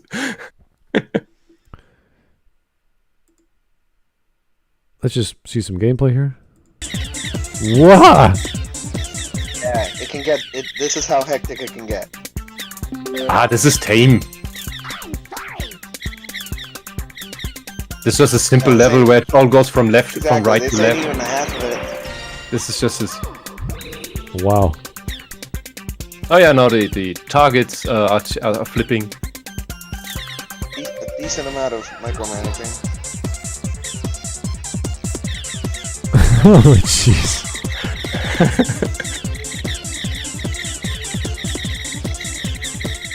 There are no cats in this level. I don't know if you remember Sonic Riders. Oh, that's a cat. It's like, I think it was one of the nostalgia tracks. The last section of one of them was basically Choo Choo Rocket. Oh, wow. A pain in the ass, and it was a pain in the ass there too to navigate. Look, everybody's trying to get the cat out of the way. I think it was the second nostalgia track, the one that takes place at night, and then the very last section, right before the finish line, was the Choo Choo Rocket section. And I hated that. I hate that part with a passion. Anyway, here's Strawman. So she wants games to love her, but I like Dark Souls, and Dark Souls hates my guts. Oh. Yes. There are games that are just badly made, and there are games that Dark Souls hates everyone's guts. Yeah, there are games that hate the player, but are so well made that you want to keep playing. And that's when it's done right. Some games have to hate you. All right, so here's our next video we're going to do. We have enough time if you guys want to keep going. It's only another 4-minute video. It won't take too long. And here we have Adam Ruins Everything. Alpha males do not exist. Like, okay. Thanks, Adam. Let's find out. This is about a 5-minute video. So hopefully he's going to teach us about dating and all kinds of other things, which we never knew. I hope she's just squinting her eye because that frame looks really weird. Yeah. I can't unsee it. You make me laugh, Adam, which is weird because you're not really my type. I usually go for alpha males. That's not weird at all, because in humans, the very idea of the alpha male makes absolutely no sense. Okay, so... That's what a beta would say. Yeah, I was about to say something along those lines. I'm not your type, but your type doesn't exist. It's like, what? There are no alphas. I'm actually pretty good, you know? Don't look over there at the other guys. Oh, good Lord. All right. What do you think an alpha male is? A confident, assertive leader who knows what he wants and always gets his way. All right, so that's pretty colloquial. I guess that's pretty accurate. I'm not saying it's that's wrong. It's just fine. I don't see what's wrong. Aside from the always gets what he wants, I would say that's pretty good. When it gets to he always gets what he wants, we are going into psychopath territory. Yeah, we're talking about a guy who's confident. He knows what he wants. He's sure of himself. He knows himself, etc., etc. So. Yeah, because I don't know why I thought about this exact topic today. Maybe I earlier saw the title of the thing. I don't know. But I would say there's from the get-go, there's a difference Oh right, I saw a video from Dankula who talked about the monkey wars in Jane Goodall's research. That was interesting. Didn't know they had real wars between the tribes. But even that one shows. I'd say there's a difference between the psychopathic tyrant, which you could say, yeah, that's an alpha, but it's the bad alpha. It's the domineering, horrible alpha. Which can also be a leader, of course, but it's like a war tyrant that you have in a Mad Max world.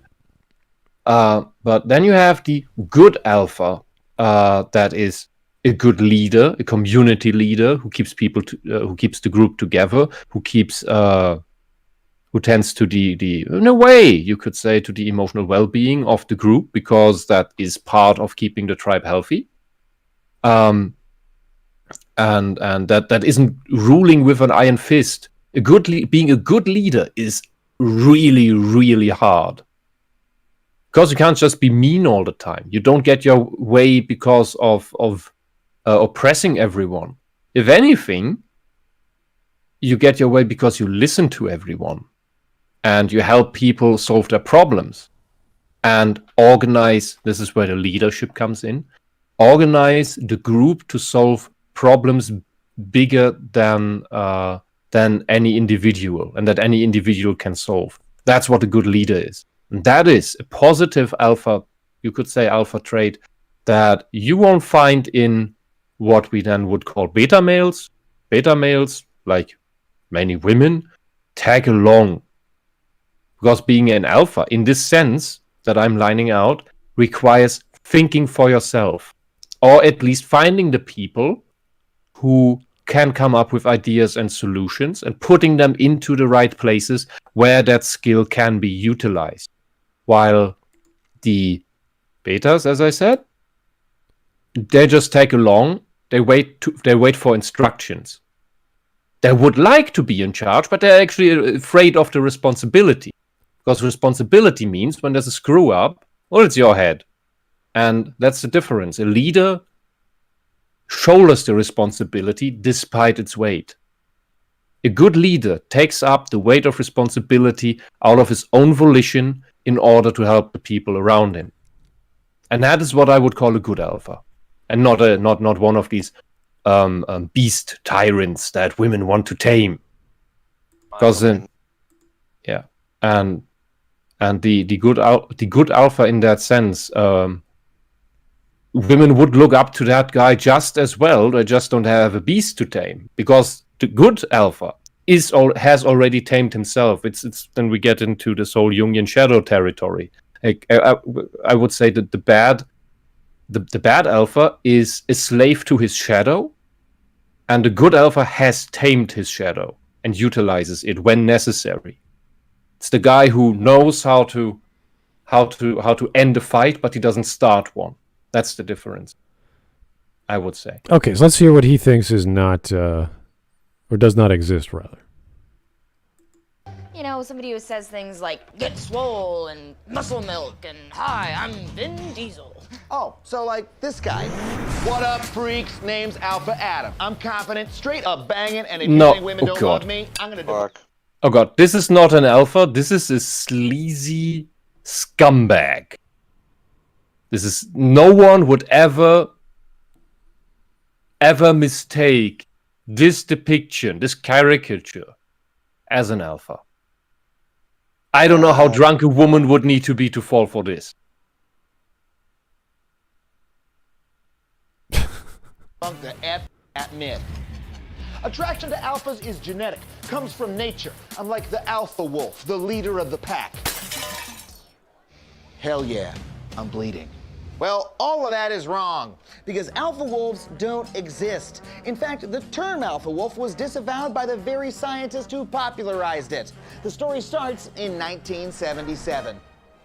While doing research in a national park, a wildlife biologist named L. David Meach seemed to observe that one wolf emerged as the dominant male. Aha!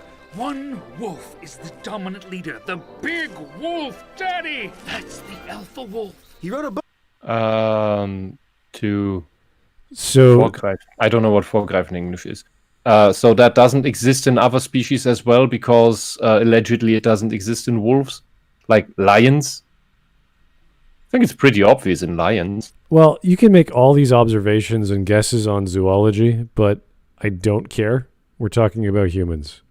And if we invent a term which categorizes a group of people and we can prove its behavior, we don't need to go back to the origin of where the word came from. It doesn't really matter. Yeah. Also, there's species that have alpha females or just on the female side have dominant females, you could say, who control the reproduction of the other females. And also exist. Sometimes through pheromones, sometimes through whatever they do to heckle that out. So I'm not talking about hyenas. That's a very special thing. Talking like what are they called? These naked mole things. They have the pheromone thing going on. Like one, they have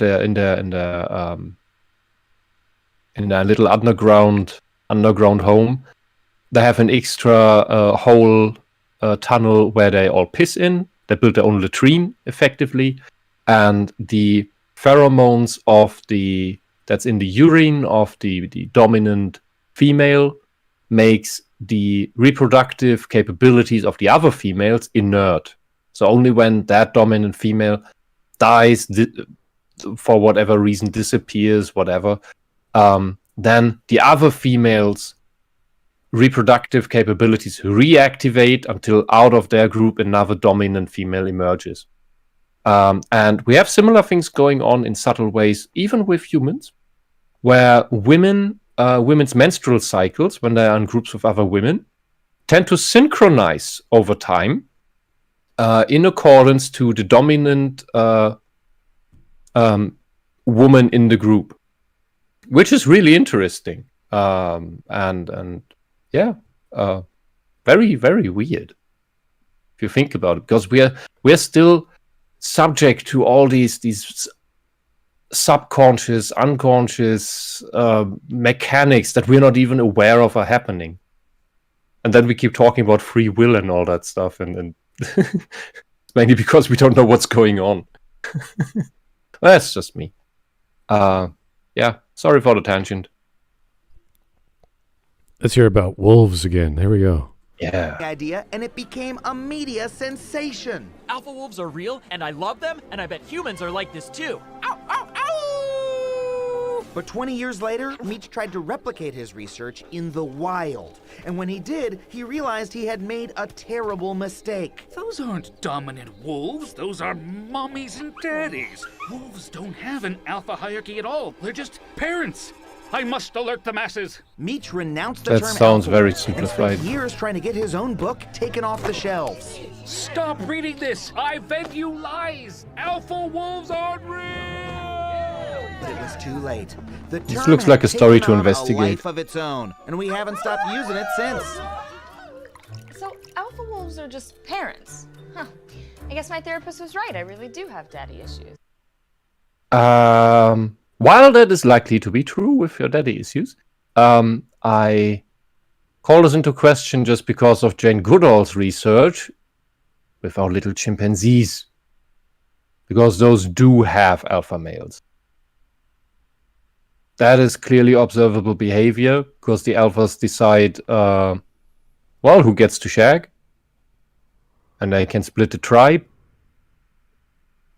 And then the dominant side takes the females with them, and then the others are frustrated, and then war happens, and then, the typical game that we play. This is... Okay, your one animal analogy didn't work. Let's give the benefit of the doubt, because I never looked into any of this, or what the guy said who revoked his own book and research. If he did that because he actually found different, couldn't reproduce his study, or maybe because he was ideologically possessed. These days, everything is possible. But there are tons of other species that have this behavior, including our closest cousins. The big apes, too. They too have this. There's a wide variety of emotional maturity for people who are sure or not sure of themselves, who are faking it, who are aware of their own confidence, what they're trying to do in a bar, what they're trying to do to meet people and say hello, and how to be sociable.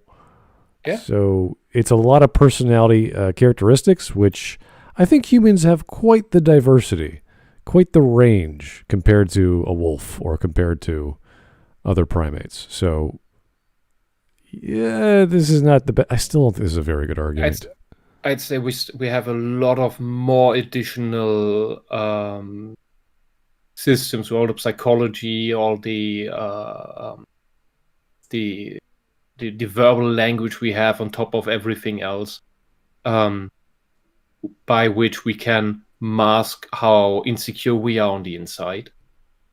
That's the fake it till you make it game. That's how you can gain experience. And well, if you can fake it long enough until you make it, good for you. Good for you.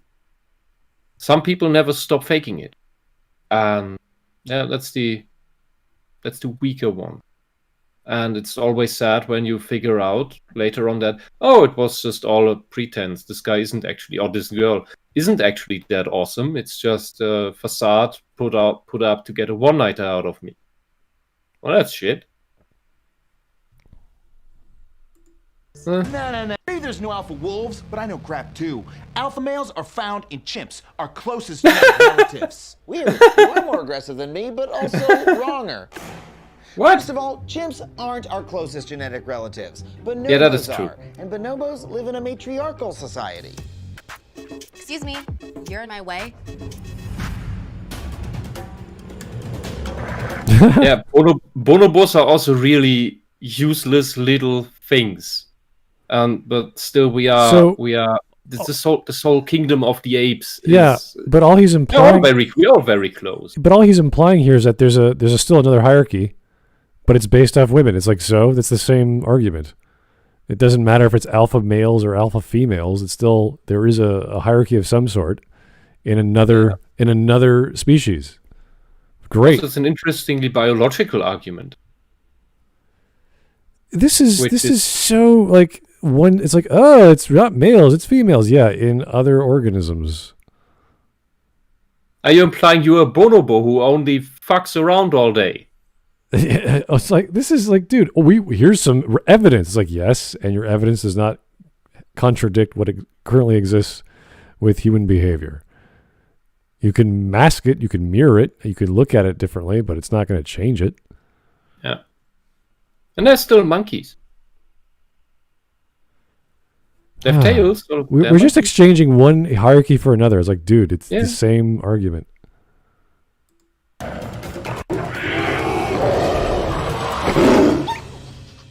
Yeah, basic. Clearly a beta. Okay, whatever. Those bonobo broads don't mean nothing. In chimps, the alpha male is the most dominant, most aggressive bro. And that means he has first access to food, resources, and of course, mates. Hell yeah, baby. All right. Not exactly. Contrary to I just find it funny that he is trying to depict an alpha male character by portraying himself with his very untrained figure, his too big belly, and a complete lack of muscles in shoulders and especially arms, as we just saw. This is, you could at least have put on some silly muscle suit or something. Yeah. True. popular belief, the most aggressive male doesn't always become the leader. Smaller, more mild-mannered males can actually become dominant by doing favors and obsessively grooming other chimps. Excuse me, you seem to have something in your hair. Thanks. Oh, hey, let me ask you, what do you think I should do with my life? Wait, whoa, what am I doing? Get off of me! I am the strongest, most aggressive male, so I am the alpha, now and forever. No, you're not. Unlike chimps, human social hierarchies are constantly in flux. So you might be the dominant male here, but if you were playing Dungeons and Dragons, It's your turn. Hello? What do you want to do? I attack with my sword. Your sword? You are a magic user. Do you see a sword on your character sheet? No. Well, then you can't attack with a sword, can you, freak? This is just what is this? This is just wonderful, because this is No, this is not flux. This is, you have different societal circles here and there. You have dynamics within these circles, and you can't just go from one to another and expect to still be the alpha. That doesn't work in the wilds either. You can't just, a chimp can't go from one tribe to another and expect to be accepted as the leader out of the blue. This is like that wouldn't happen either. This is like a baker going into a poker game and expecting that they'll be good at poker. Like, what the hell? Yeah, because he's competent at baking. So this is not even an argument. Also, if this was the tough, an actual alpha in quotation marks, the character he's playing here, he wouldn't start crying from being belittled by a bunch of nerds. He would just say, "This is a silly game. This is stupid. I'm doing something that I like." Yeah, this is like, why am I sitting here? Because of the magic of whatever. Oh no! Guess what? Yeah. Guess Yeah, what? our stream got cut. Oh my god! Because oh gee, I wonder why. What? I stream missed just the plot. died. What? Stream died? Temporarily blocked Just because we now. detected No. copyright audio and video. But I didn't even say the R word.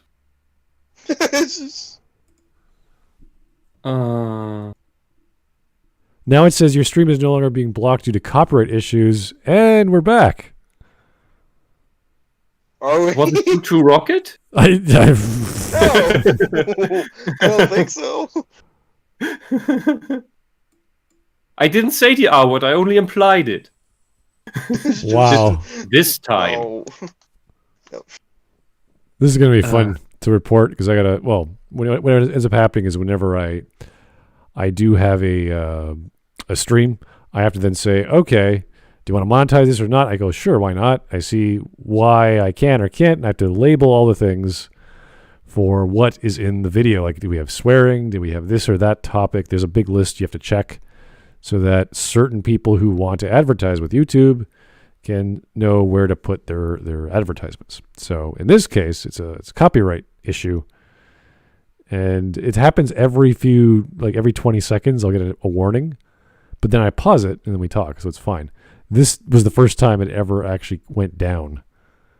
No. Because of a true TV Adam Ruins Everything video we're covering, which is fascinating. So anyway, let's try and keep going here. We got a minute left. So yeah, I don't know if the when the stream went down, but yeah, a confident, mature alpha would not bother trying to get into a social circle of a hobby, of an interest group that doesn't interest him. He would go for something that interests him. And wouldn't expect to be good at the thing because he's good at completely different things. This is absolutely immature behavior. And immature, narcissistic people are not alphas except in the tyrant form. So this is nonsense. This is a non-argument. anyway, let's see how far we can go if we get striked again. No one is the same type of person in all situations. Human society is much more complicated than that. So Yeah, no kidding. That's great. What? Dude, the chimps act very different in different situations as well.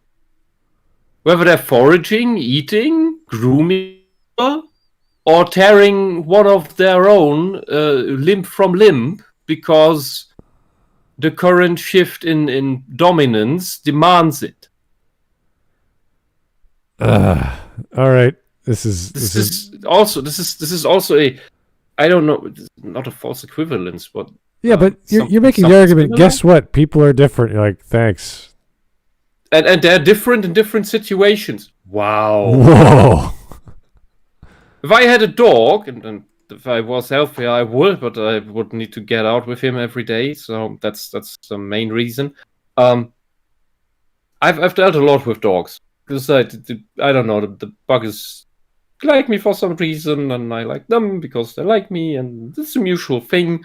And different situation, dog acts differently. What a surprise! Some asshole comes along who has internal problems, hates himself. Dog gets wary and tense. Everything's fine. Dog is jolly and relaxed. So yeah, okay. Dogs act differently, different situations. So what are you talking about, Adam? You do ruin everything, but that's because you're not smart. All right, let's try and get past 40 seconds. That's coming from me, and I have issues. I have issues. You, holy hell. All right.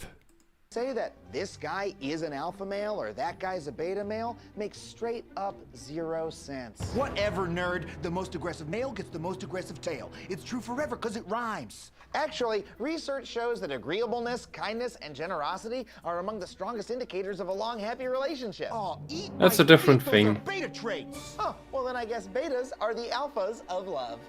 Enough lies. I am the alpha. I am your god. Leave Beta Adam alone. Okay. Beta Adam is a nice term here. Long and stable relationship is a different thing than a hierarchy. And alpha, in human terms especially, and I think that, but this counts in for other species as well, is much more defined in competence than just aggression. So I agree with people who say that dominance hierarchy was an ill-chosen term, for lack of better words, mainly, I suppose. But the better term is competence hierarchy. Because it's usually the competent male who has more chances with the other sex. It's about competence. And a competent leader cares about his people. A competent leader cares about even the betas in the group. Because they all have their use. And I'm just imagining Adam had a really bad dating life before he got married. And it's just like, yeah, I always wanted to hit someone in the back of the head with a beer bottle. It's like, what? Why? Why make a joke about this? This is silly. And I'd be very careful about men who pander to you that they're kind and what are the other things he said? Agreeable, reasonable, whatever. Yeah, agreeable is not a good trait in a man, honestly. I'd say you should at least be on the 50-50 point in the agreeableness, disagreeableness scale. Because if you're an agreeable man, that means that your wife is wearing the pants. Maybe you like that. Maybe that complements each other, yeah. But I don't see that leading to a very happy life, to be honest, in most situations. You won't be very good at negotiating your wages. You won't be very good at making your workplace a better place because you won't speak up that much. You will just accept things as they are. You will make a good sheep for the government. Yeah, high agreeableness is great. It means you subject yourself to the tribe. It means you subject yourself to the general order of things, to the dogma, because in order to complain about that, you would need to disagree. And disagreeing with dogma is something that takes a spine. And that's something that, when we're talking about this, betas don't really have that often. There are some with a spine, but they use it very sparingly if they have it. They choose their battles more wisely, let's say. But at large, when all your men are agreeable, then there is somewhere a tyrant who is taking advantage of the situation. Maybe the tyrant is a woman even. Ooh, matriarchy. Oh, are things better now when the tyrant is a woman? Is that somehow is that a better tyranny? I'd like to not have a tyranny. But in order for that, you need to have people competing with each other in a mature way. All right. So the actual definition for alphas, rather, for males, human males, are confidence, people who are sure of themselves. They're not too scared. They have a little bit of courage. They're not overly, what's the word, jerks in front of people. Yeah. They're assertive, and they know what they're going for. Everyone loves a confident person because they know what they're saying, they're honest, and they're not bullshitting you. It's nice to see that. Doesn't matter what social scenario, unless they're jerks, but that's, sometimes that's part of flirting, that's part of getting people to like you, but it's usually a noticeable joke at times. So whatever the dominance hierarchy is with animals or chimps or whatever he was talking about, that's good for them. Good for their social dynamics and their lifestyles. We can clearly see confident men in social scenarios. It's how they stand, how they talk, how they walk, how they communicate in general. So even if the original term that by the coiner of the term but disagrees with his original findings, that's good. That's fine. He learned something about the behavior of certain wolf packs. Good for them.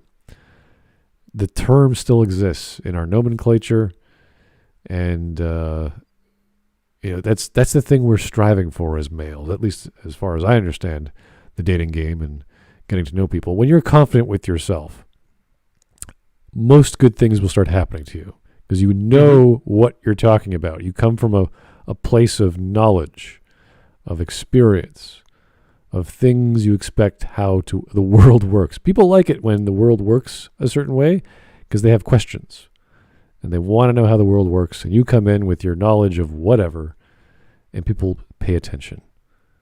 So I don't know. This is not an inherently complicated thing. Obviously the details of how you communicate is, but we're talking about the categorization. So why he has to attack that, I don't get it.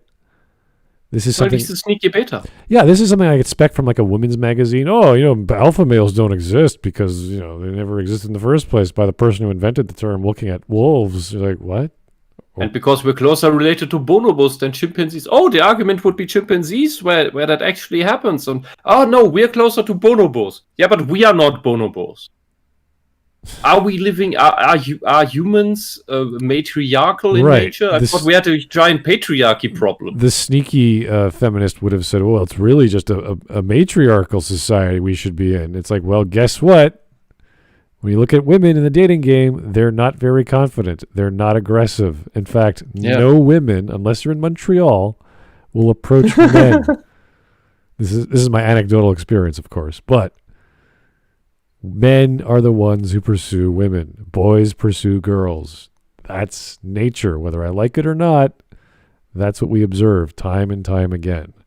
Yeah, and was I think on the last last week's Adam and Sid stream, this thing came up with, it was on Adam's channel. I watched both, and I'm kind of mesh in my head right now. There are and were some matriarchal societies of humans. Yeah, sure, okay, but you can't argue the rule by the exceptions, and at the same time, you have to also look at those societies, at those cultures, and see how far they got, because they do operate a bit differently, and their scientific progress is very hampered. Why that is? It's its own topic. But matriarchal societies and humans, they don't work well. We're talking about sociology, which is not always the hardest science of them all. And to get proper data, to understand that, especially within the context of whatever society, whatever group of individuals, because that's what it comes down to. And how that translates to male-female sexual behavior or the mating game is very niche, very specific. Yeah, and sociology, I think, if I remember right, is one of the fields that has a very big reproductivity of studies problem. That they have big trouble reproducing the studies they did once. they get different results, and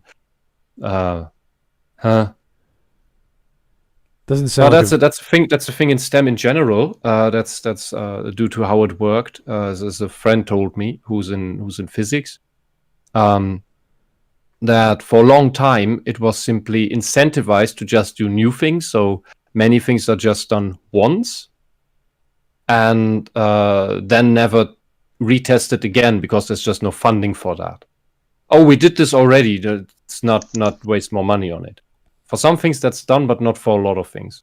At least that's what I was told. And this is a problem that then led to, and that goes for STEM in general. For lots of little clutter that sticks around that is bullshit, but no one ever tests it again to figure out that it is bullshit.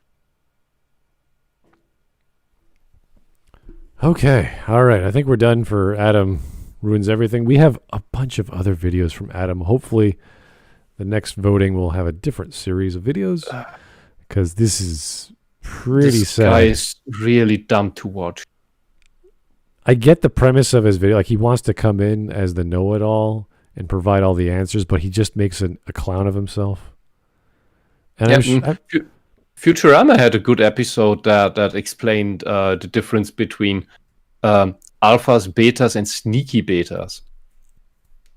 Sneaky betas, you could say, are the predatory betas that, with lies and cheating, groom themselves into getting access to females, but are actually not really interested in good relationships. They're rather predatory. It's interesting. It's very interesting.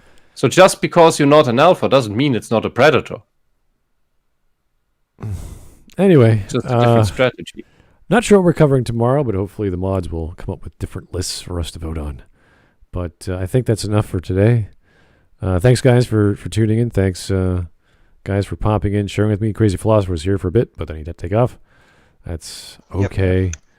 Gigaman Prime, nice to have you. Wisp, as always. We'll talk to you guys real soon. Tomorrow. Hope I didn't talk too much nonsense. It's typical time. I always make sure we end on a roughly 2 to 3 hour period, but sometimes we go over. But, whoa, jeez, Adam, oh my goodness, sir. Give it a rest. Anyway. Just call me out where I'm wrong. Okay. Have yourself a great evening.